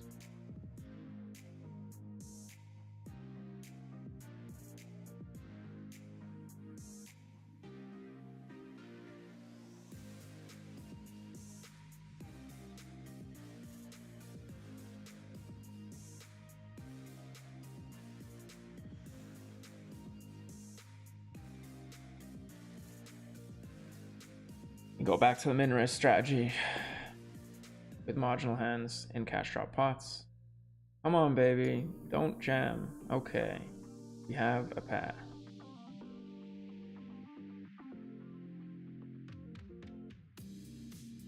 Jack, Jack.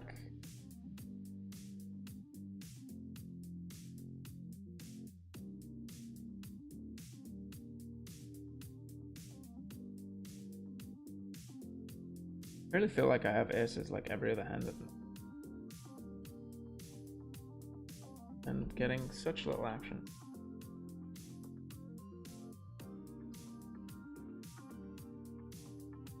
Sorry, we got the kings now. I assume that we just flop a board against this guy.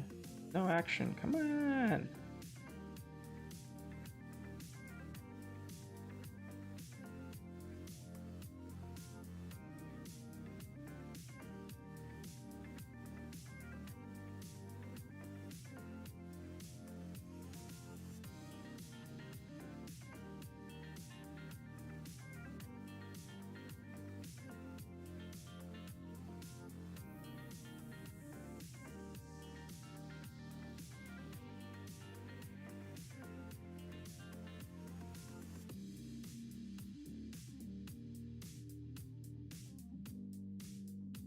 Do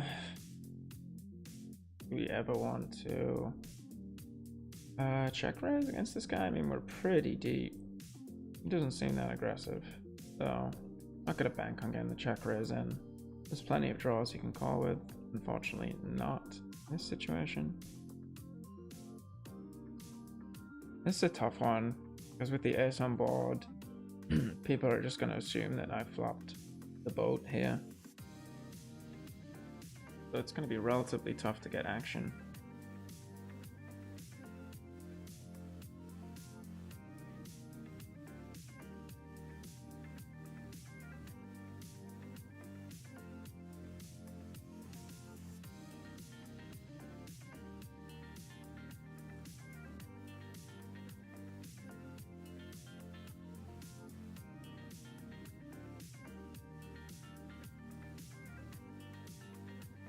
Oof. I was ready to fold, but not against 2.5.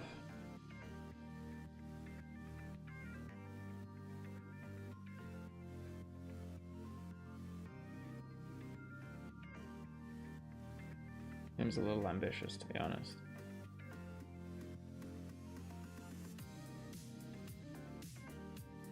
I think just calling here with the 10-5.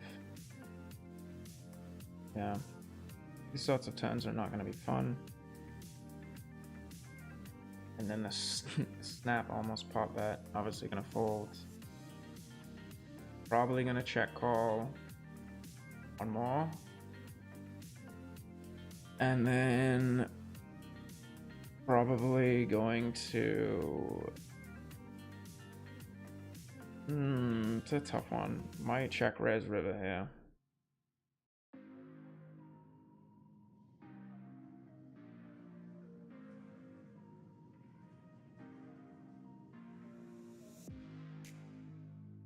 Very tight people behind, so don't mind playing this in position. And with city.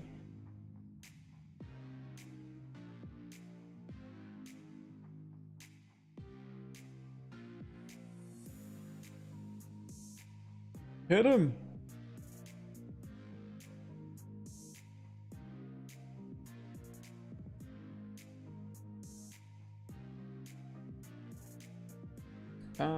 Pretty good board to bet on the right.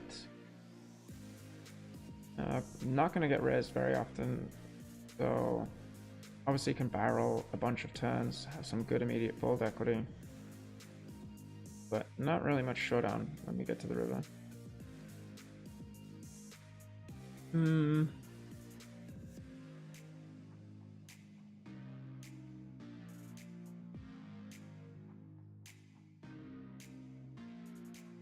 Don't love it, don't love it.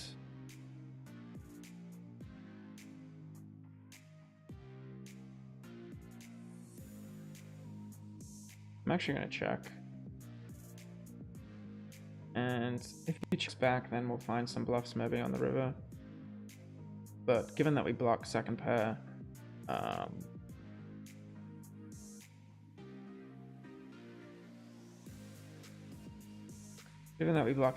and the straight draw once we get called, I think that we can give up.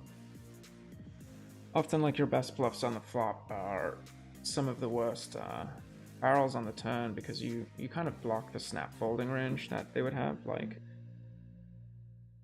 the wraps, all the pairing gut shots that you want to fold when the flush comes in. So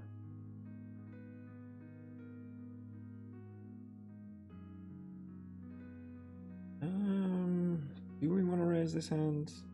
I think this guy's pretty short. These guys are pretty tight behind. I don't mind just calling, playing a higher SPR in position. Obviously defending left. A pretty good board to go ahead and lead. We don't have much equity, but we're gonna hit our range pretty well. Two backed off flush draws. If I'm gonna call, not a good turn.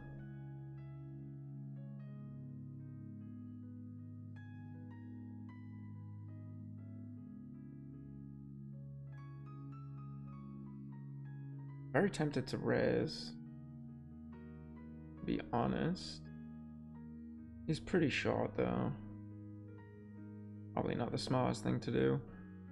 Maybe we want to have like a pair blocker.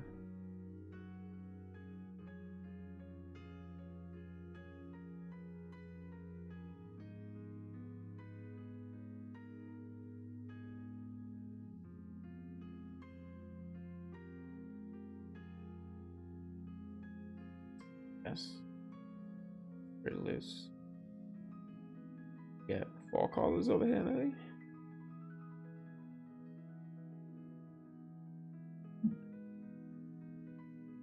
Just 3, just.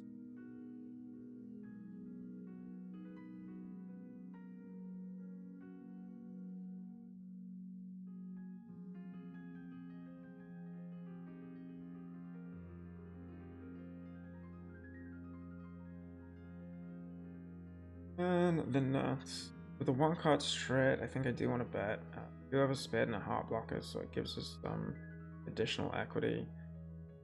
Don't love check raising this hand because calling range is basically our hand with a redraw. I'd rather just bet.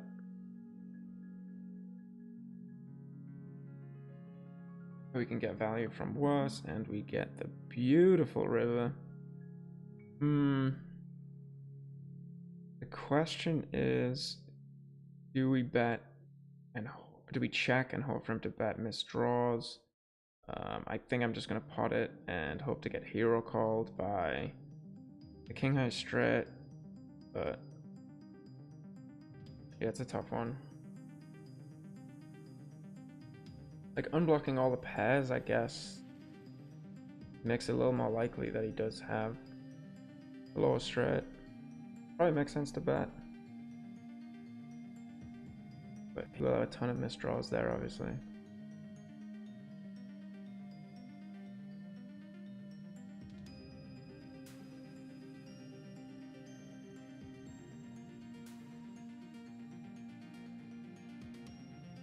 And we do have to fold a lot of free bets to these short stacks, but I don't think we get to fold this hand. And we're not folding the flop with a pot size bet. Backdoor straight draws and a pair. We're just gonna ship it in.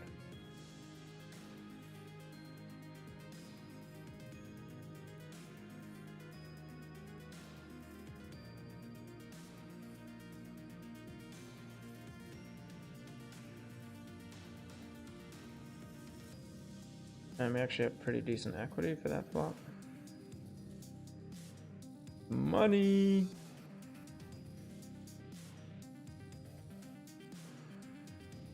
Hey! Ellie Smy's in the chat. Guys, if you're wondering, Ellie Smy's right here is the guy that dealt us that sick beat with his straight flush versus our quads yesterday on stream. So the winner of the pot, the loser of the bad beat jackpot, but still a nice 2K or so prize, I think it was. So fun times all around, and I appreciate you sharing that replay.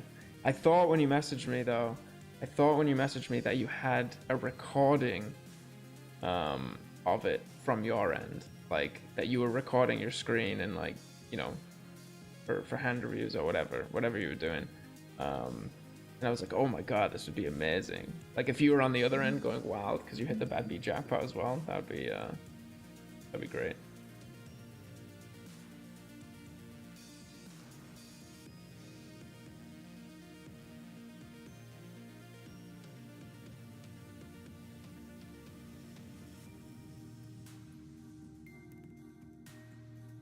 So you're not playing any tables today, Ellie? I forgot what your name is. It's like one something, right? I don't know if I've seen you yet today in the Russian cash streets.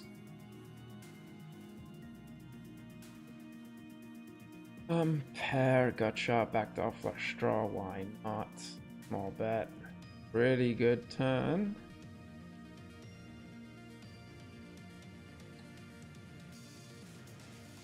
Pot size bet though. Don't love it. Don't love it.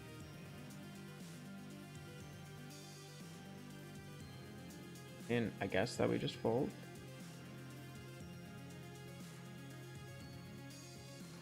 No, I can't bring myself to do it.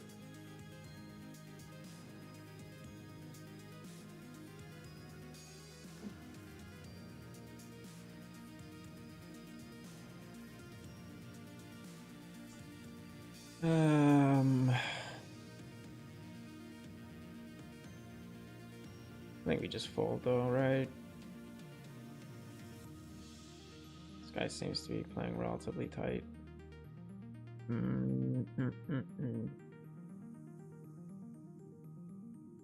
At the flop with 5-6, bet 5-6. I guess I don't block any hearts. He could have 5-6 with hearts. I fold, sir. Nice hand.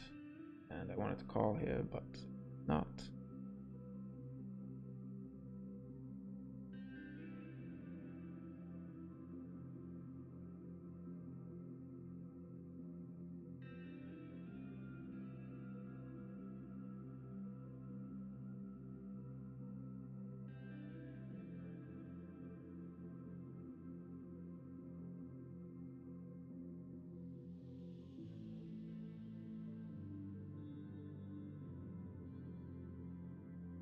Well, middle set, and this guy leads out.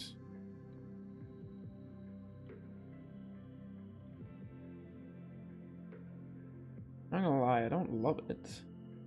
Could raise to try and get this guy behind to fold some equity. I will be just jamming turns at this SPR. It's a small raise. You got the queens, my friend.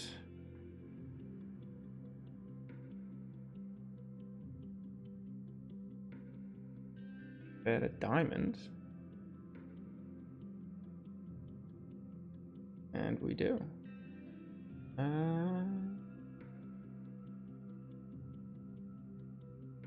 I forgot this was a 3-bet pot. I mean, I still would check anyway, to be honest.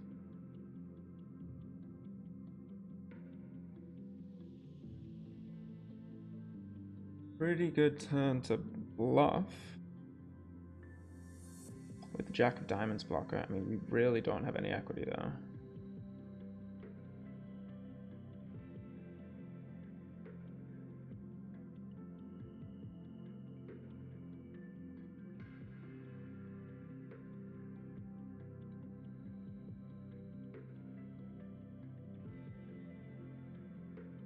And we get it through.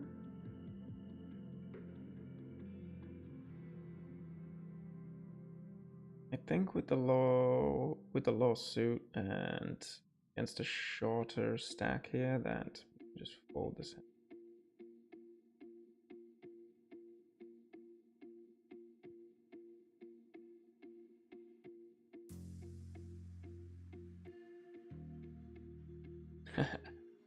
Drinking today, not playing, eh? That's perfect, man. Jump into the Russian cash tables drunk, please. You never know. The bad beat jackpot is out there waiting for you. Monday is fun day.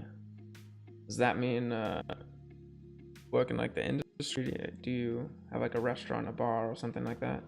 Usually people that party on Mondays are in that line of work, but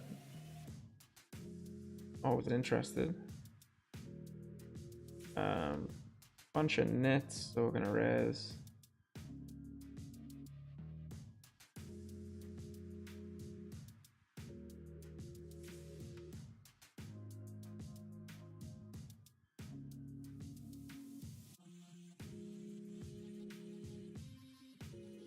And not gonna be betting into this pot with pretty non-existent blockers.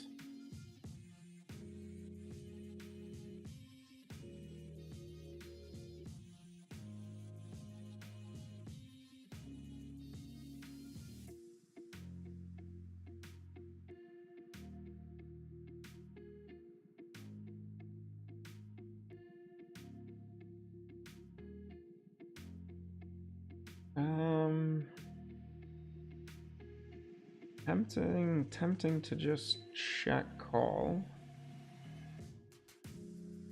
Tempting. But I think we have enough here to not get raised. They say that sure we'll get check raised.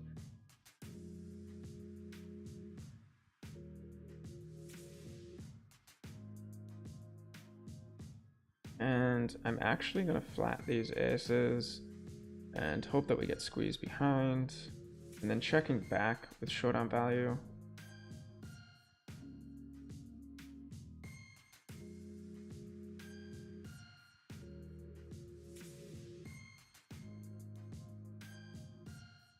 And against the size on the river, obviously calling here. Min. Or am I raising? I think I'm raising. Didn't realize we had the wrap and the overpair on a rainbow board. We check calls flop. And he will have some like 5, 6, 7. He will have some low wraps. I think that we just have to fold.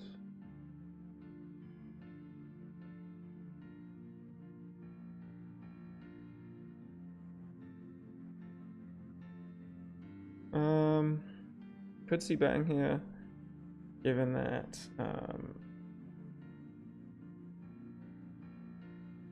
no, hand really doesn't play well on turns. Kind of same on the left here, just like bet folding like bottom 2. We're not doing well against draws. Pretty much any turn card sucks.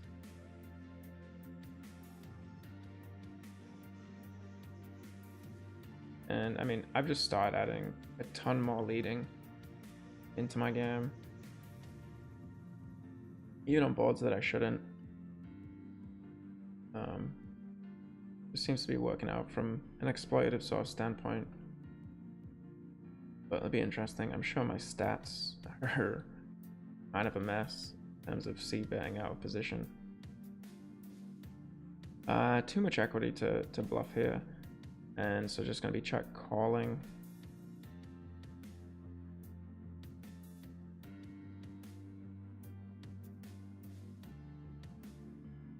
And this card probably connects better with our range, to be honest. We'll have more 4-5.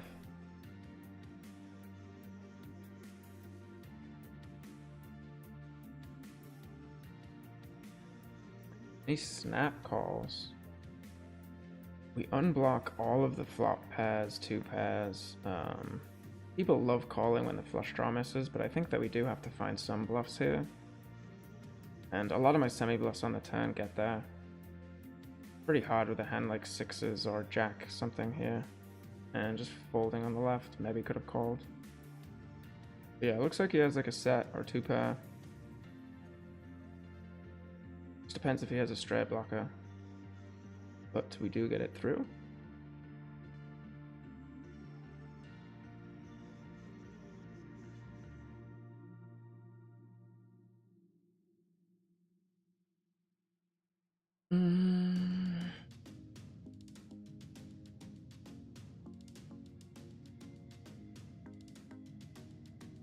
I think unblocking queens, unblocking a jack, and 9-10. I think I want to bet here. I can obviously call a raise. Pretty bad turn. Obviously it's very good for my range. But we block the type of hands that are snap folding on the ace, and we never fold out better. We're not getting an ace to fold here, so no real value in bang. And then the straight gets there as well, so just be folding to a bet on the river here.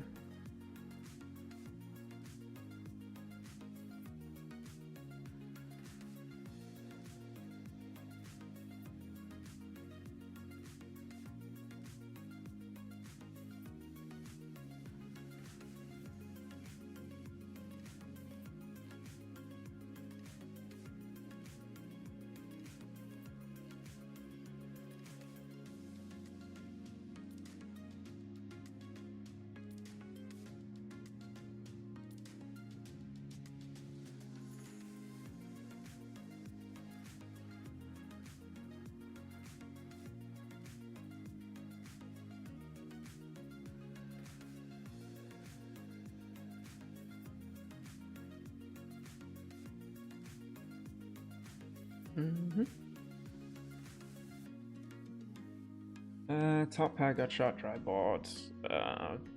Definitely a hand I just want to take down now, and obviously you can call a check raise with backdoor flush draw and gut shot.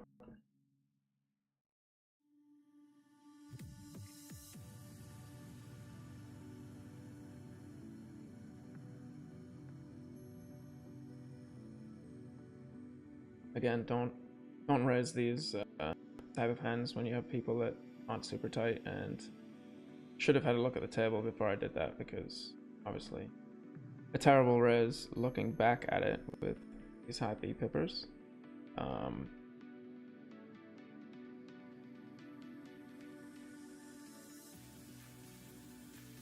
Dies that thankfully. Oh, it doesn't matter anyway, but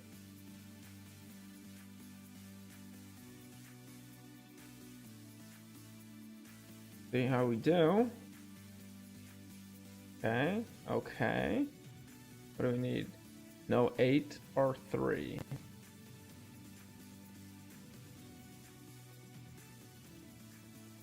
Wait, he has to have other outs now. Ship it. Ship it! Alright, we'll be right back.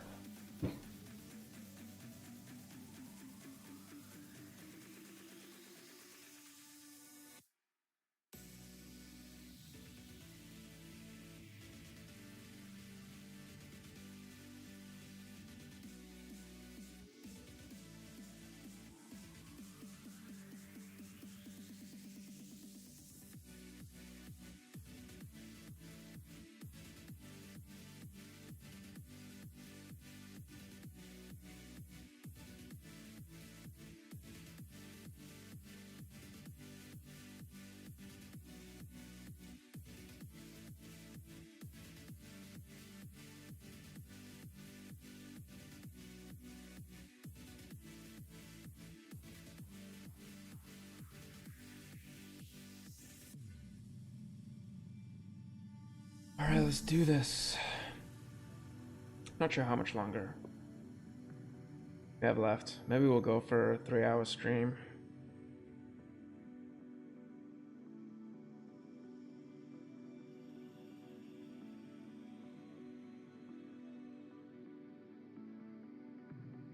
We'll see. It's been a little disappointing today in terms of the amount of bad beat jackpots that we've hit, so I'm a little tilted, to be honest.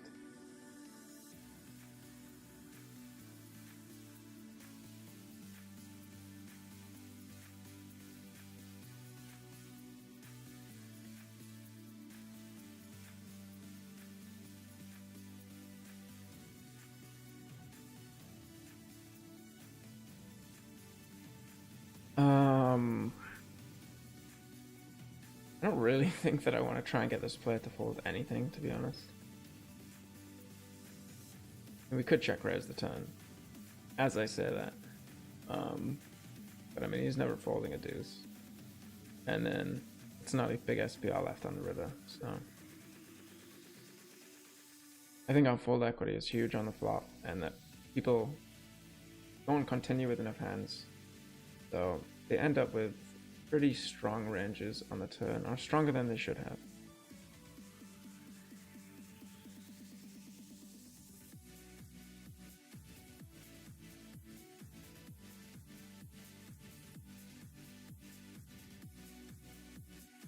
Ito, 8 buy-ins. Nice, nice, nice.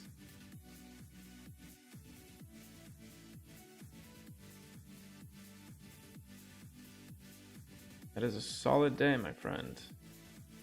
I'm like, do we call here? Maybe. And lead these turns. We just still don't have any leads on flush turns. Probably like a very, very loose call. Pretty good turn on the right. Question is, do we want to bluff river now? He's obviously betting nut flush draws, so the queen of spades is actually pretty fantastic card to have here. I am going to go for it. Unfortunately, we don't block like king jack, and people get a little attached to the absolute strength of their hand. He does fold. do have a 6 blocker. Yeah, I mean, we just run into 8 and 8 too much when we block spades. We have too much showdown value. Oh, same hand. Same hand. Well played, sir. Oh wait, no, I don't have kings. I have queens. Oh man, yeah. Okay, maybe we won't last 3 hours today. Wait, Tio, did you... I can't remember, did you say that you're the one that deals? So like, do you play... You deal at the casino in Nottingham? Isn't there a big poker room around there? Isn't it like dusk till dawn or something like that? With a pair blocker, no clubs, no additional equity. Definitely just gonna check back, and then obviously calling half pot size bet on the turn.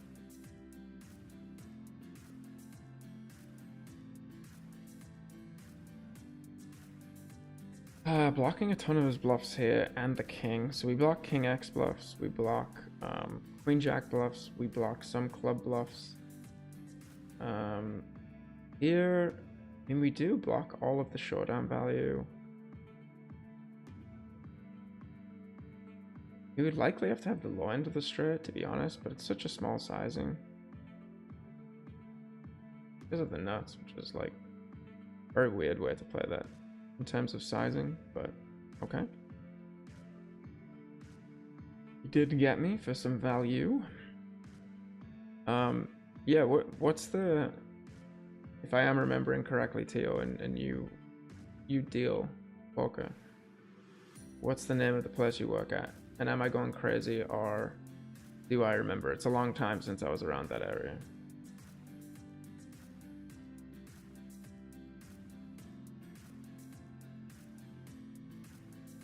Just gonna check call here on a dry board with you know, a future straight jaw blocker for a decent kind of bluff catching, and with the backdoor nut flush draw too.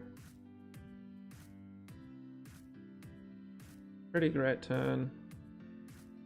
I still don't think that I am going to go for a check raise here, to be honest.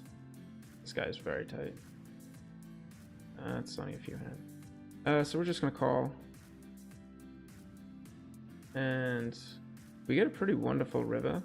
And at this point on a dry board, I mean, what can he have? Obviously he can have queens, so we save money. But I think we just check and call, because it's most likely that he was playing draws now at this point, even though we do have a 7. Fold. And I don't think there's any real reason to raise. I guess we could, but I'm just gonna call. He has queens, and we do make the right play and get the induce the bluff on the river, is what I was trying to say, but my brain isn't working.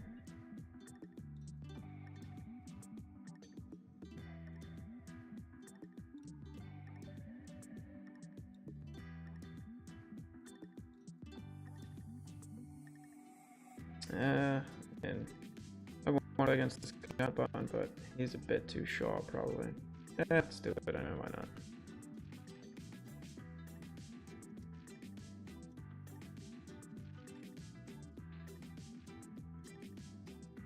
Decent flop. I'm gonna get check jammed on a ton by this guy. I actually don't mind checking this back. Spending 2 pair now with the open ender.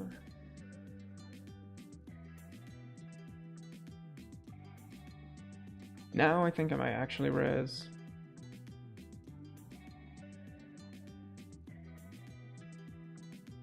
And just raise small, and if this guy jams over the top, probably fold. But I don't want to call and have him overcall with some like kind of greasy hand.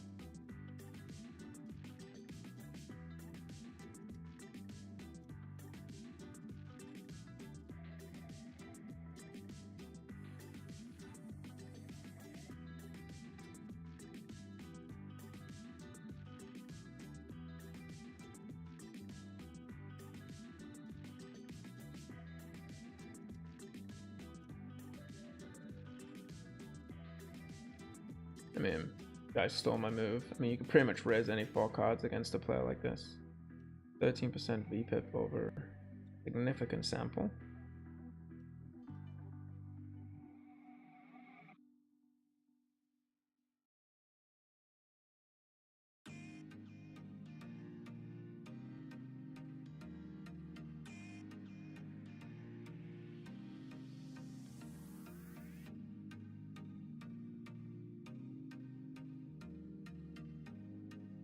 Probably just gonna call here.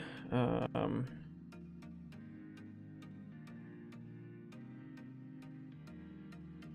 I mean, we have obviously block hands like Ace King. We have protection with turns like this with some overcards to the 6, and probably gonna barrel a good amount. And the question is, do we want to raise at this point with 3 pair? And unfortunately, he checks back.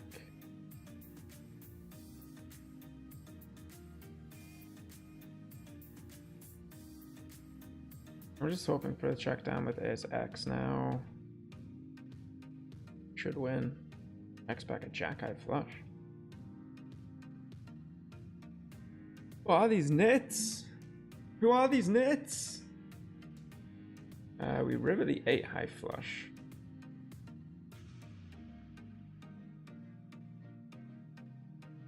We could check raise this, to be honest.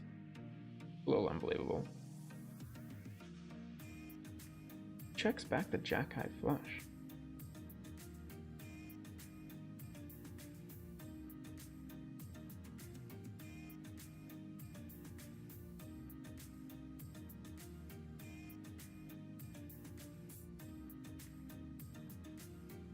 Okay, that makes sense to you. Yeah, I played at Dusk Till Dawn a bit when I used to live around that area. I haven't played at the casino you're referencing. I don't know if that's newer. I honestly haven't heard of it.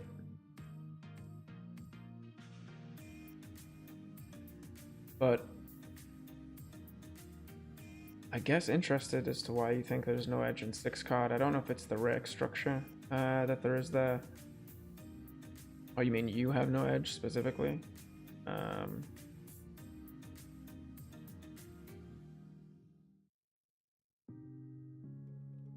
mean, I haven't really played 6 cards, so I can't really comment, but I would think that as you play a more complex game with more card removal,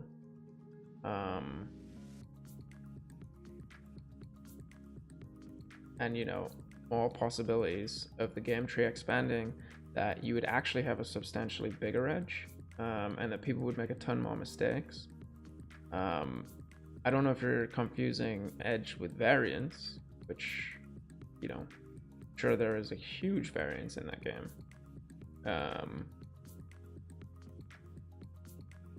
We want to 3-bet. This guy's pretty tight. A call.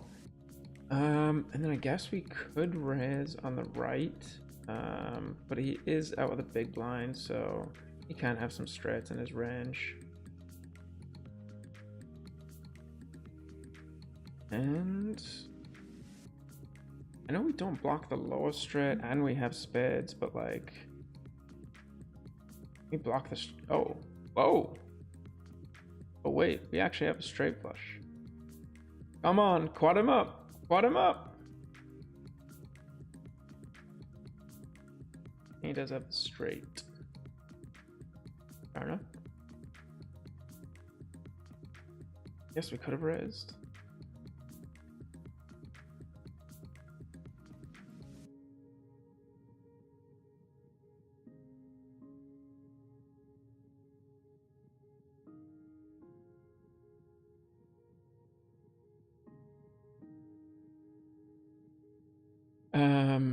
Wait, Helly, what? Where did someone mention Scotland?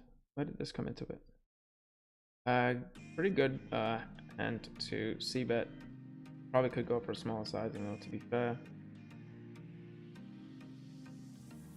Yeah, what about Scotland? I have no idea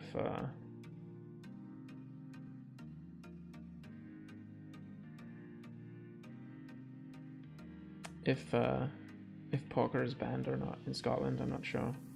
Wouldn't surprise me. On this river, I actually don't mind a check raise. He's potentially going to value bet like ace king.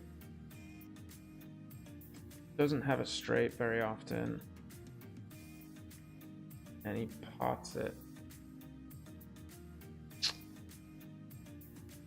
I mean, we'd have to pot size raise back here, and I don't really feel too great about that. I just don't believe him. Maybe if we had some time to think. I mean, I guess he could check back ace4.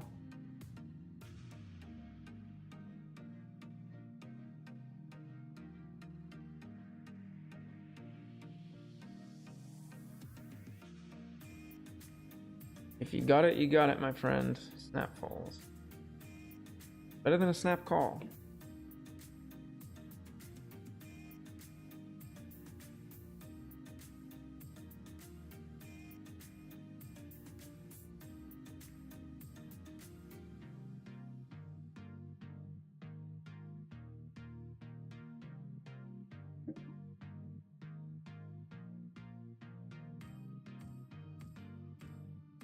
And we'll check call with the overpairing gut shot. I think with the nut suit, it's a 3-bet. This might just be a fold.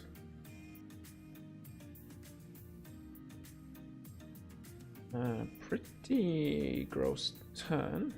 Not what we were looking for. And the snap half pot bet. Not looking to mess around there.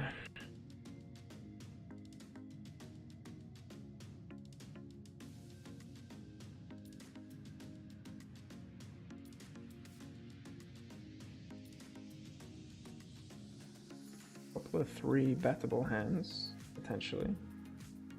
Definitely against the button. Definitely against the squeeze.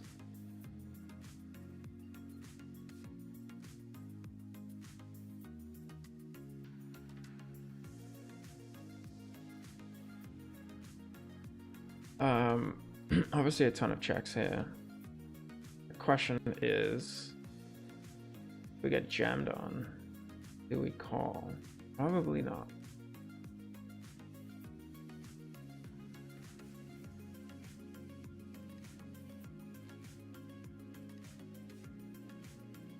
Do we call? I mean, we have 2 back flush draws as well.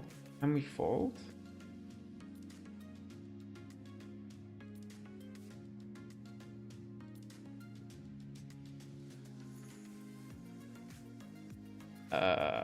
Man. Oh, man.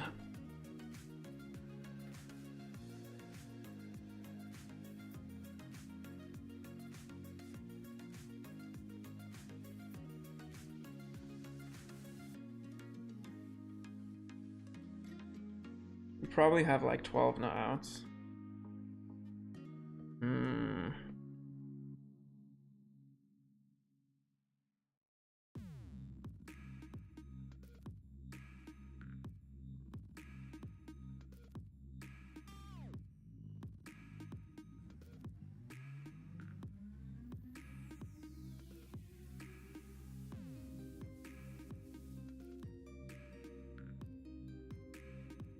It's always nice when you brick. He folded. I'm wondering. I think we have the. I don't think we can fold to a half pot size bet and a call.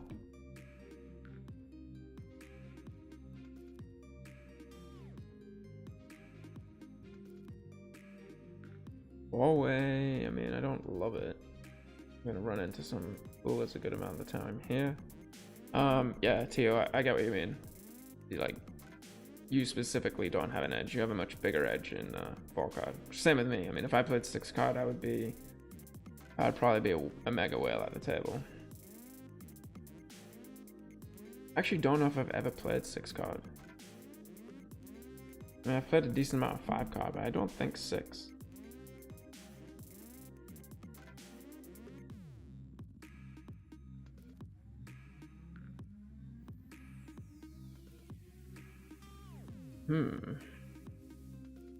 Top pot size bet. This was multi-way, right? I gotta pay attention. And then just check folding river.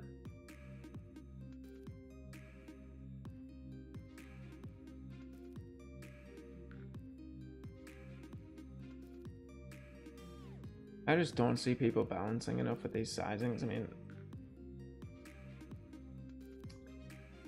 maybe if we had like 6-3, 5, I would call.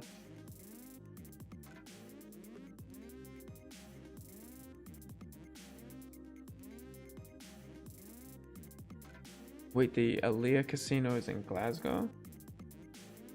I'm confused.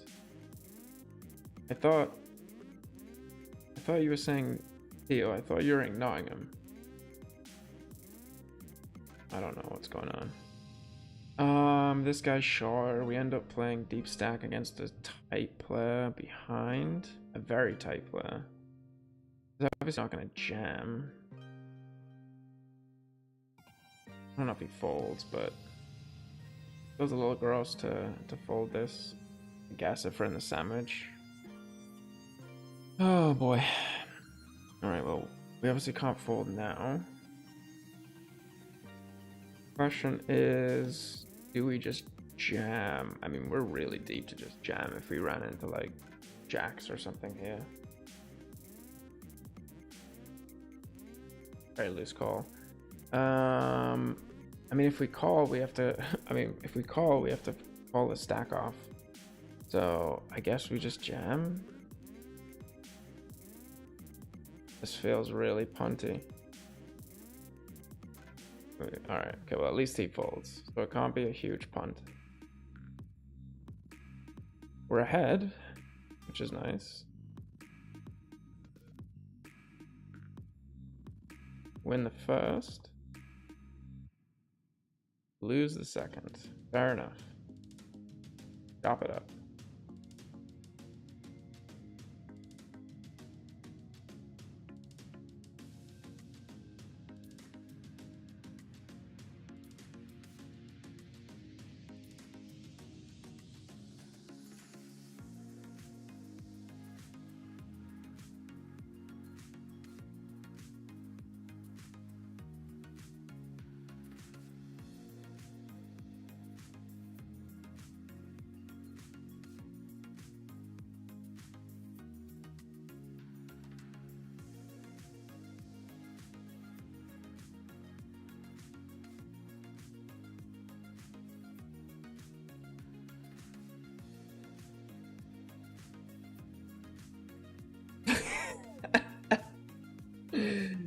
Oh, mate. Kalame. You're making me laugh, but my heart hurts. You just lost 5 more stacks right now after you said that you were done playing? Is that what just happened?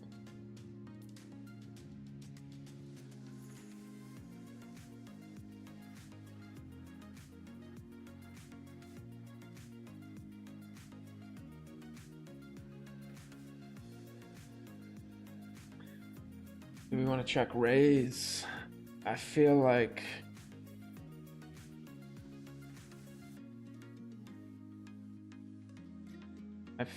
we lose a lot of the time if we call here on the right.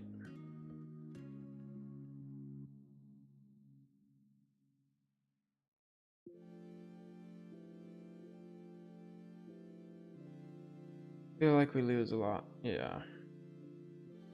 Yeah, I mean, that's a pretty bad call, to be honest.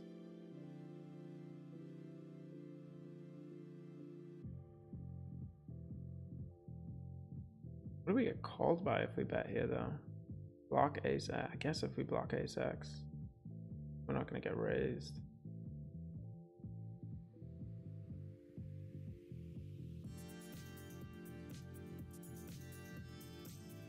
With a king high flush, we probably don't want to bluff, and we can check call.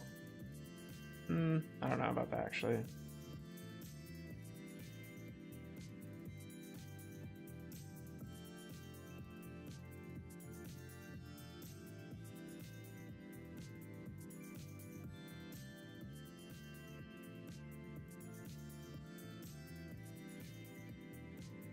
Okay, that makes more sense. There's two Aliyah casinos because I was gonna say that sounds like a longer than 35-minute walk home from Glasgow to Nottingham. And we'll be check calling with, what do we want to bet? No, I think we want to check call, because when he bets the turn, I have the king of diamonds. Yeah, I'm probably not getting called by that.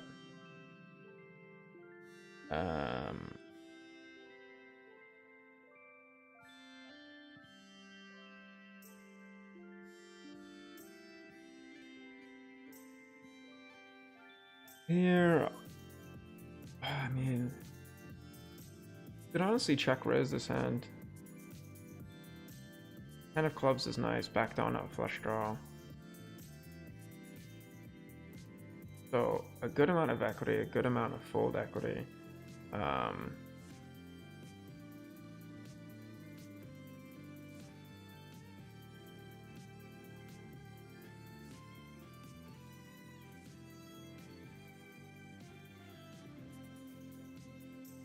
So, I mean, this guy obviously can call eights over here. There's not a very dangerous board. So I am going to check call here because I don't want to get raised. I don't want to get raised off my equity. This obviously looks like I'm now checking back the straight. And likely should have just jammed. Didn't realize he was this short. Probably can't really fold. Here, pretty sizable bet. I think we have to call, given that the board is paired and unlikely has boats. That makes it less likely. Would have preferred a diamond.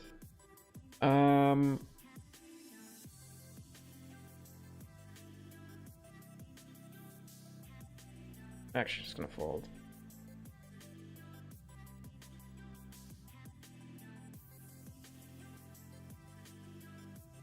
Trying to find bluffs that this guy has in his range at this point, though. If he bets, pretty much non-existent.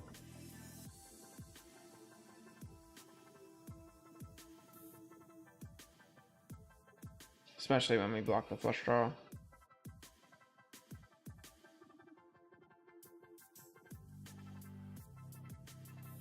And we block the main kind of overpair cards that he's going to call with on the flop.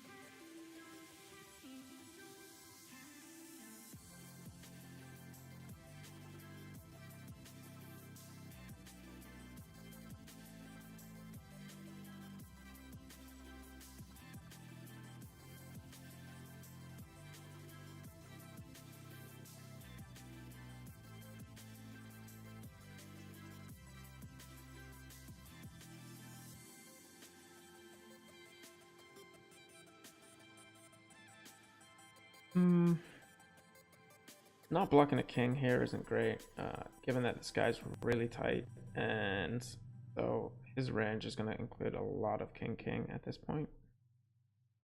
Pretty nice turn. And then just checking back a weak king. Don't want to raise here. Obviously, we'll get jammed on by king-king and king-10 a bunch, and in position. Ultimate blank, pot size bet incoming. And we fold.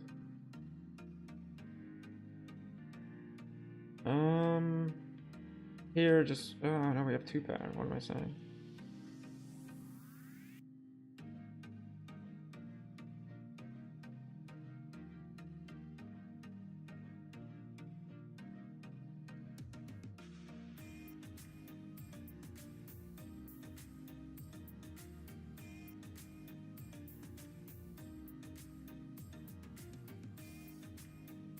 I mean, it's kind of a gross spot here, or where there's so many draws that are out there.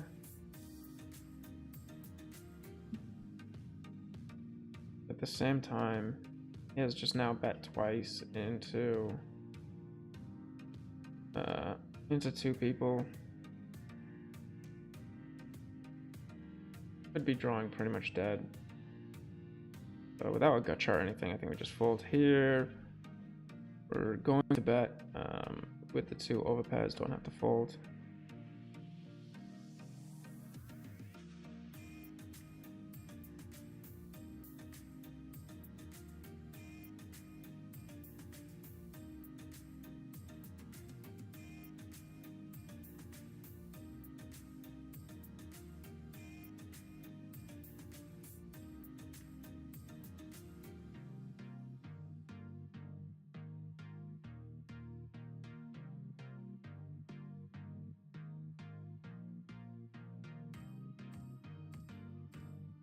Yeah, Theo, that's kind of cool. At least I know that, and I do have some friends down in that area, so you know, maybe one day I'll come and stop by at that casino.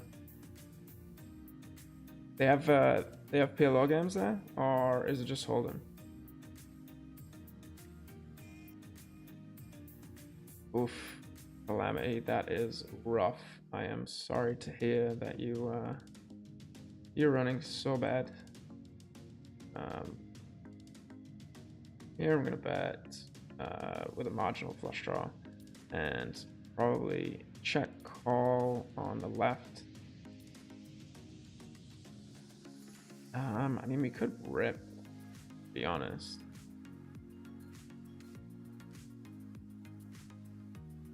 Could rip in an SPR of like 2.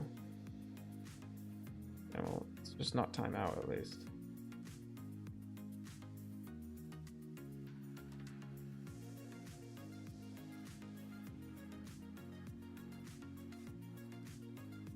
And in position deep against this guy.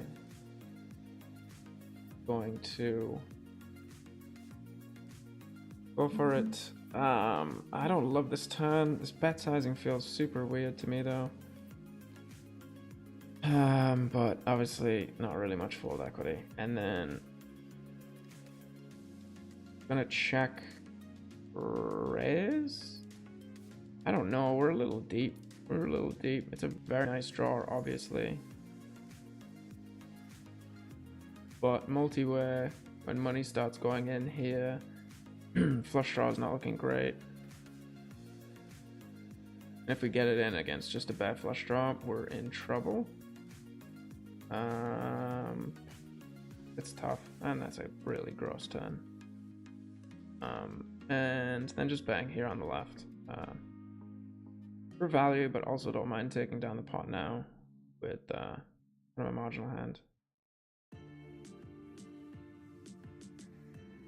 And probably will check back, to be honest, on the left.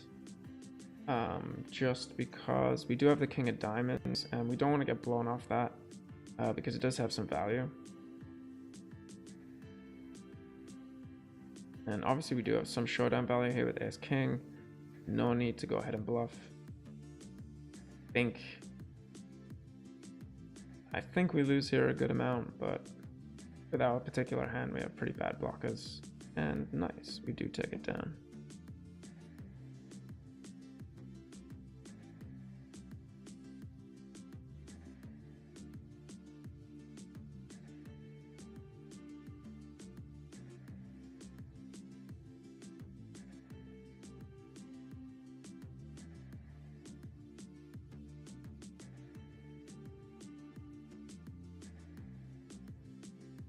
We flop the nizzles, and we're a bit deeper here, so I will go for half pot sizing.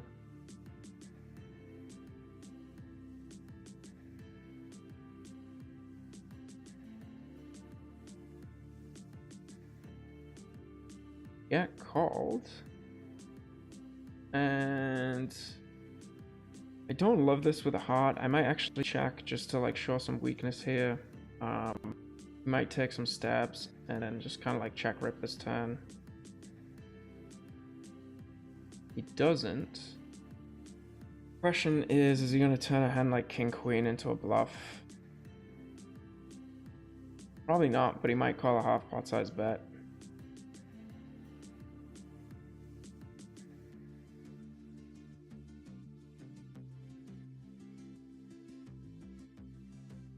Oh, we had kings. Similar-ish hand in the end.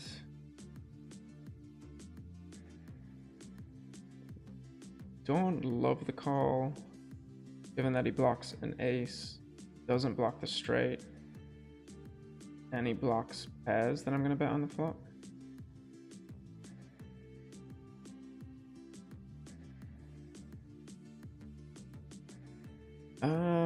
With the king of diamonds, I think we just have enough showdown value in a check down pot, so I'm actually just going to check back.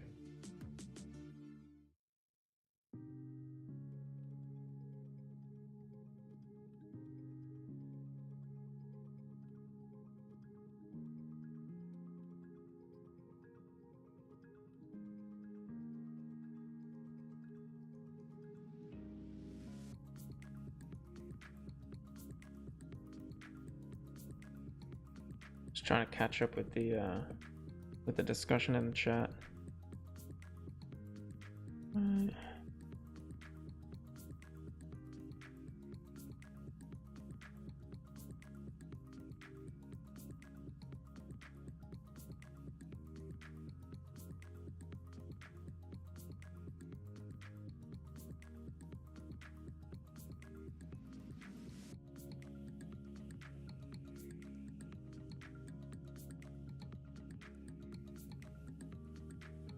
Talking about.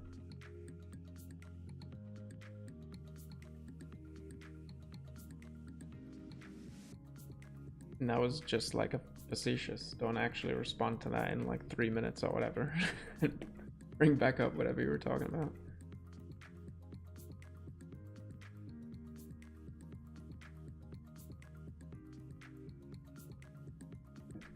But running 400 BB under EV is not fun, but not exactly uncommon, so.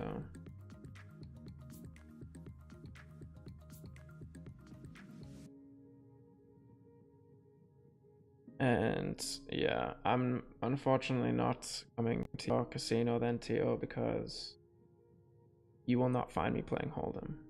The only time that I actually, I'll consider it, I'll play some of the, not rebetting a crazy amount. We just fold. Here's a little shallow. Oh, okay. Well, decision made for me. He's not that loose in terms of 3-betting, so pretty nice flop. Not gonna have many leads here. Pretty good turn after he doesn't bet, so I think we can start building a pot now. Obviously, very good flop for my range. I'm gonna start applying pressure, and we get the fold. Yeah, you won't catch me playing Hold'em apart from maybe some of the big guarantees on GG, and just like, why not? Just try and spin it up. Actually, usually do okay in those when I have played, just because one, I have a pretty good understanding of poker in general, and then with an Omaha background, I tend to play too aggressively, which actually helps a lot. So here we could bet small. I actually don't mind just like potting and stacking off, and like Queen X type hands, like pair and gut shot. Yeah, I mean, we could be in trouble, but hopefully not too much.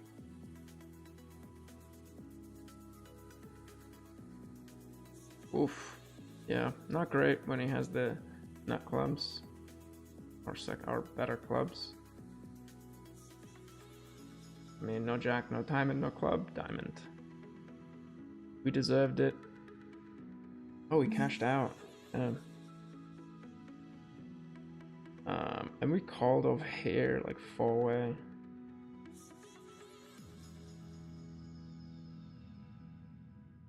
A little loose, but when you get this many people in the pot that are this loose, kinda have to.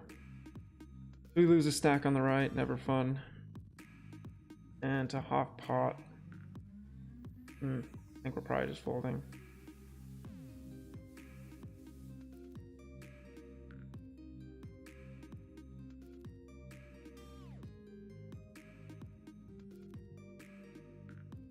And would rather have like an 8 or 9. Oh wow, this guy's so short. I probably should not have bet that sizing. Pretty good turn. We do unblock all of the draws and diamonds that he's gonna check back a good amount. I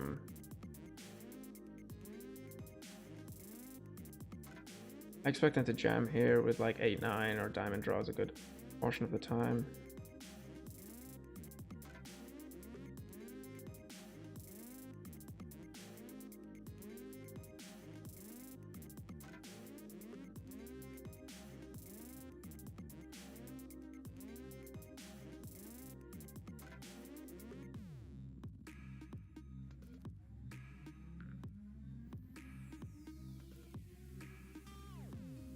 So we flop another pretty good hand. Will we get punished again? Again, shouldn't have too many leads, but this guy's really tight. I don't know if he's gonna bet that much. And we obviously have a ton of value on the flop. Okay, we turn the second nuts with a set at flush. Do we ever just check here? We don't get jammed on by the nuts? I mean, I don't think so. I think we're going to bet and get this in. I mean, hopefully not get it in because we're behind. God damn, dude. Running pretty cold. Pretty cold.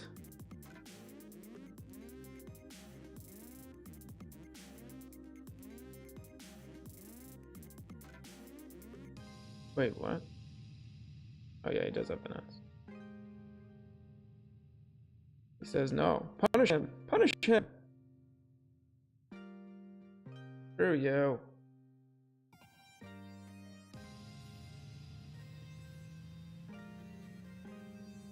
Okay, I lose 2 stacks pretty quick. 5 minutes left in the session. Love it. Love it.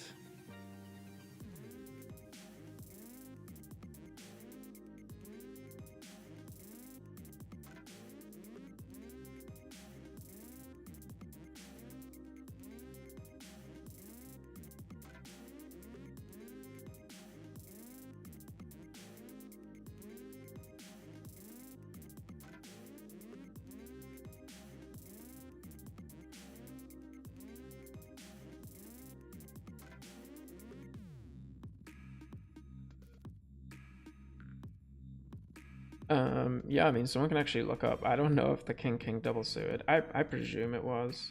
I can't remember the exact stack sizes and positions in play.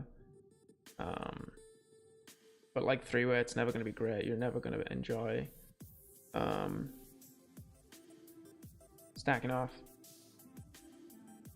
Oh, I didn't see how short this guy was. I need to go to bed.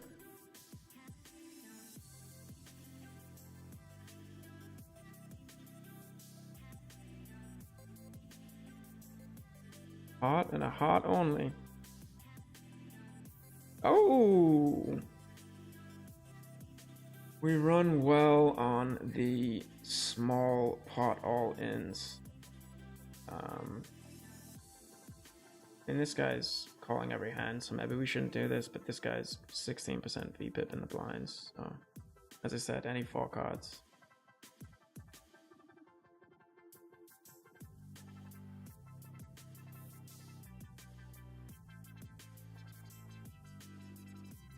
Hey, thank you, Tio. I appreciate that.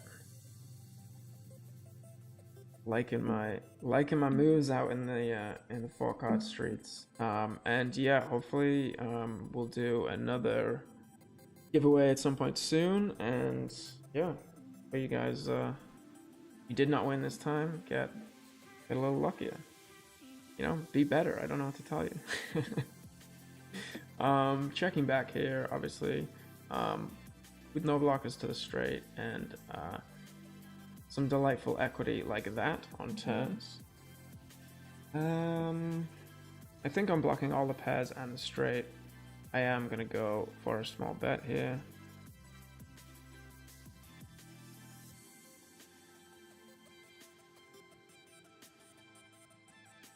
Oh, the good old 3-3 deuce deuce.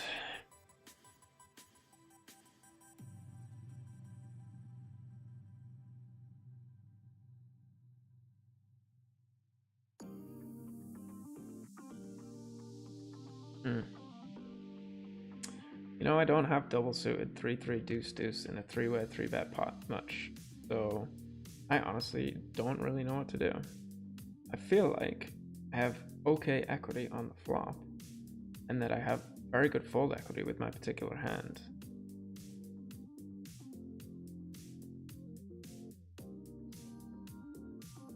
But I should probably bet smaller and fold? I don't really know. I'm stumped. Yeah, probably bet smaller and fold. This big blind is pretty loose, so I'm gonna... With 71 to win.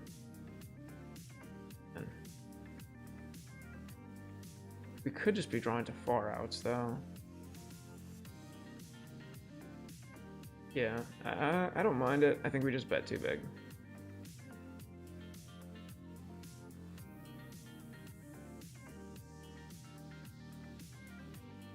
Yeah, the Calamity, the coaching thing is over. I forget the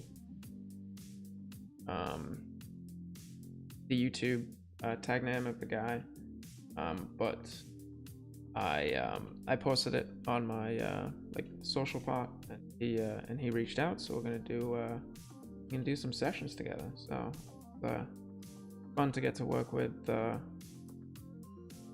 you know, people at different parts of their poker progression. So I'll likely be doing some more of that at some point. Been whiffing the cash drop pots though, unfortunately. And can't even really do much here. And as we've just busted off a couple buy-ins in the last 10 or 15 minutes.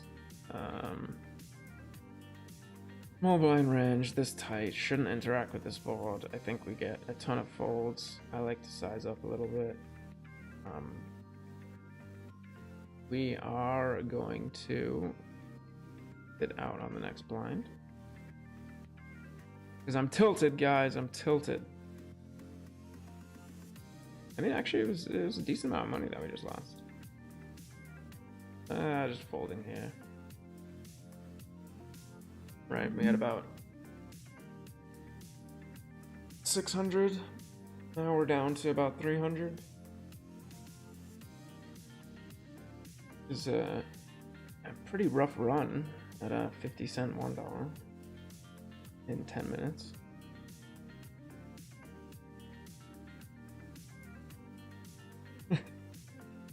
Ellie, I'm not gonna lie, it wouldn't surprise me if your fold button is broken. You know, I didn't want to bring it up, given that you shipped me so much money with that bad beat, but that was a pretty loose call you had there with the trip suited. What was it, Jack 5-3, Jack 5-3 or something like that. Little loosey goosey over there, but hey, made you a lot of money. On this turn, I'm actually gonna bet now with the ace of diamonds and blocking the deuce. We can get called by pair and straight draw type hands, but he basically never has a straight when he checks twice.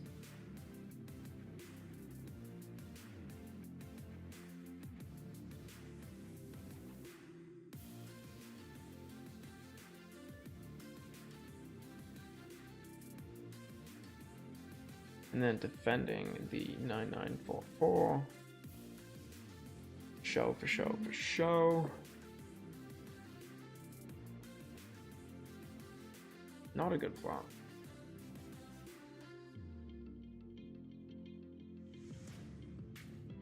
Should we check raise though? Not now.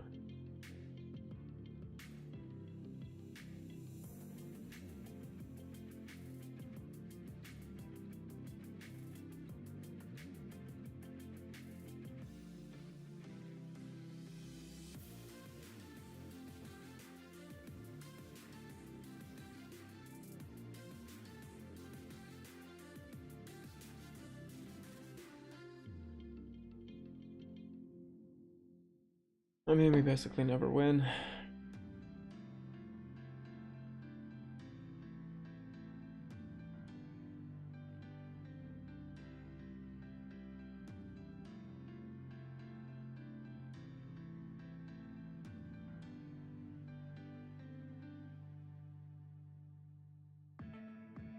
Let's get in the mix since we don't have many hands left.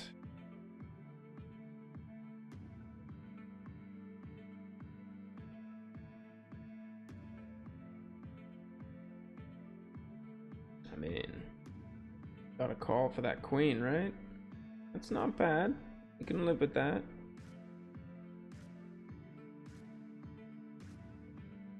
Unfortunately, we can't call now. And I think since we're not moving, that is going to be it. I'm pretty beat. You can see probably from some of my donking plays towards the end. Yeah, so thanks for tuning in, guys. Always appreciate it. Good chat today. Kept it lively. Means that we end up going for longer. Oh, little bonus hand. Yeah. So make sure you check out PLO Poker Coaching if you are interested in a free session. The link is below. And other than that, oof, about to sign off, but we might have to play some queens.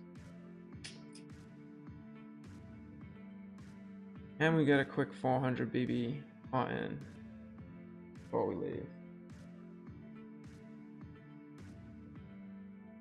I'm on Berlin 361. Okay. A very draw heavy board, guys. Very draw heavy board. Just ship all the stacks in. Oh, come on. Oh, shitty end session when we flop top set. Are we just never... Do I never post a big blind anymore? I'm not sure what's going on here, guys. GG is just like luring me in by only letting me post small blinds. Alright, there we go. Alright, guys. Thanks for tuning in. Good luck at the tables out there. We will see you maybe tomorrow. Watch out for it. Might get a lot of streaming in this week.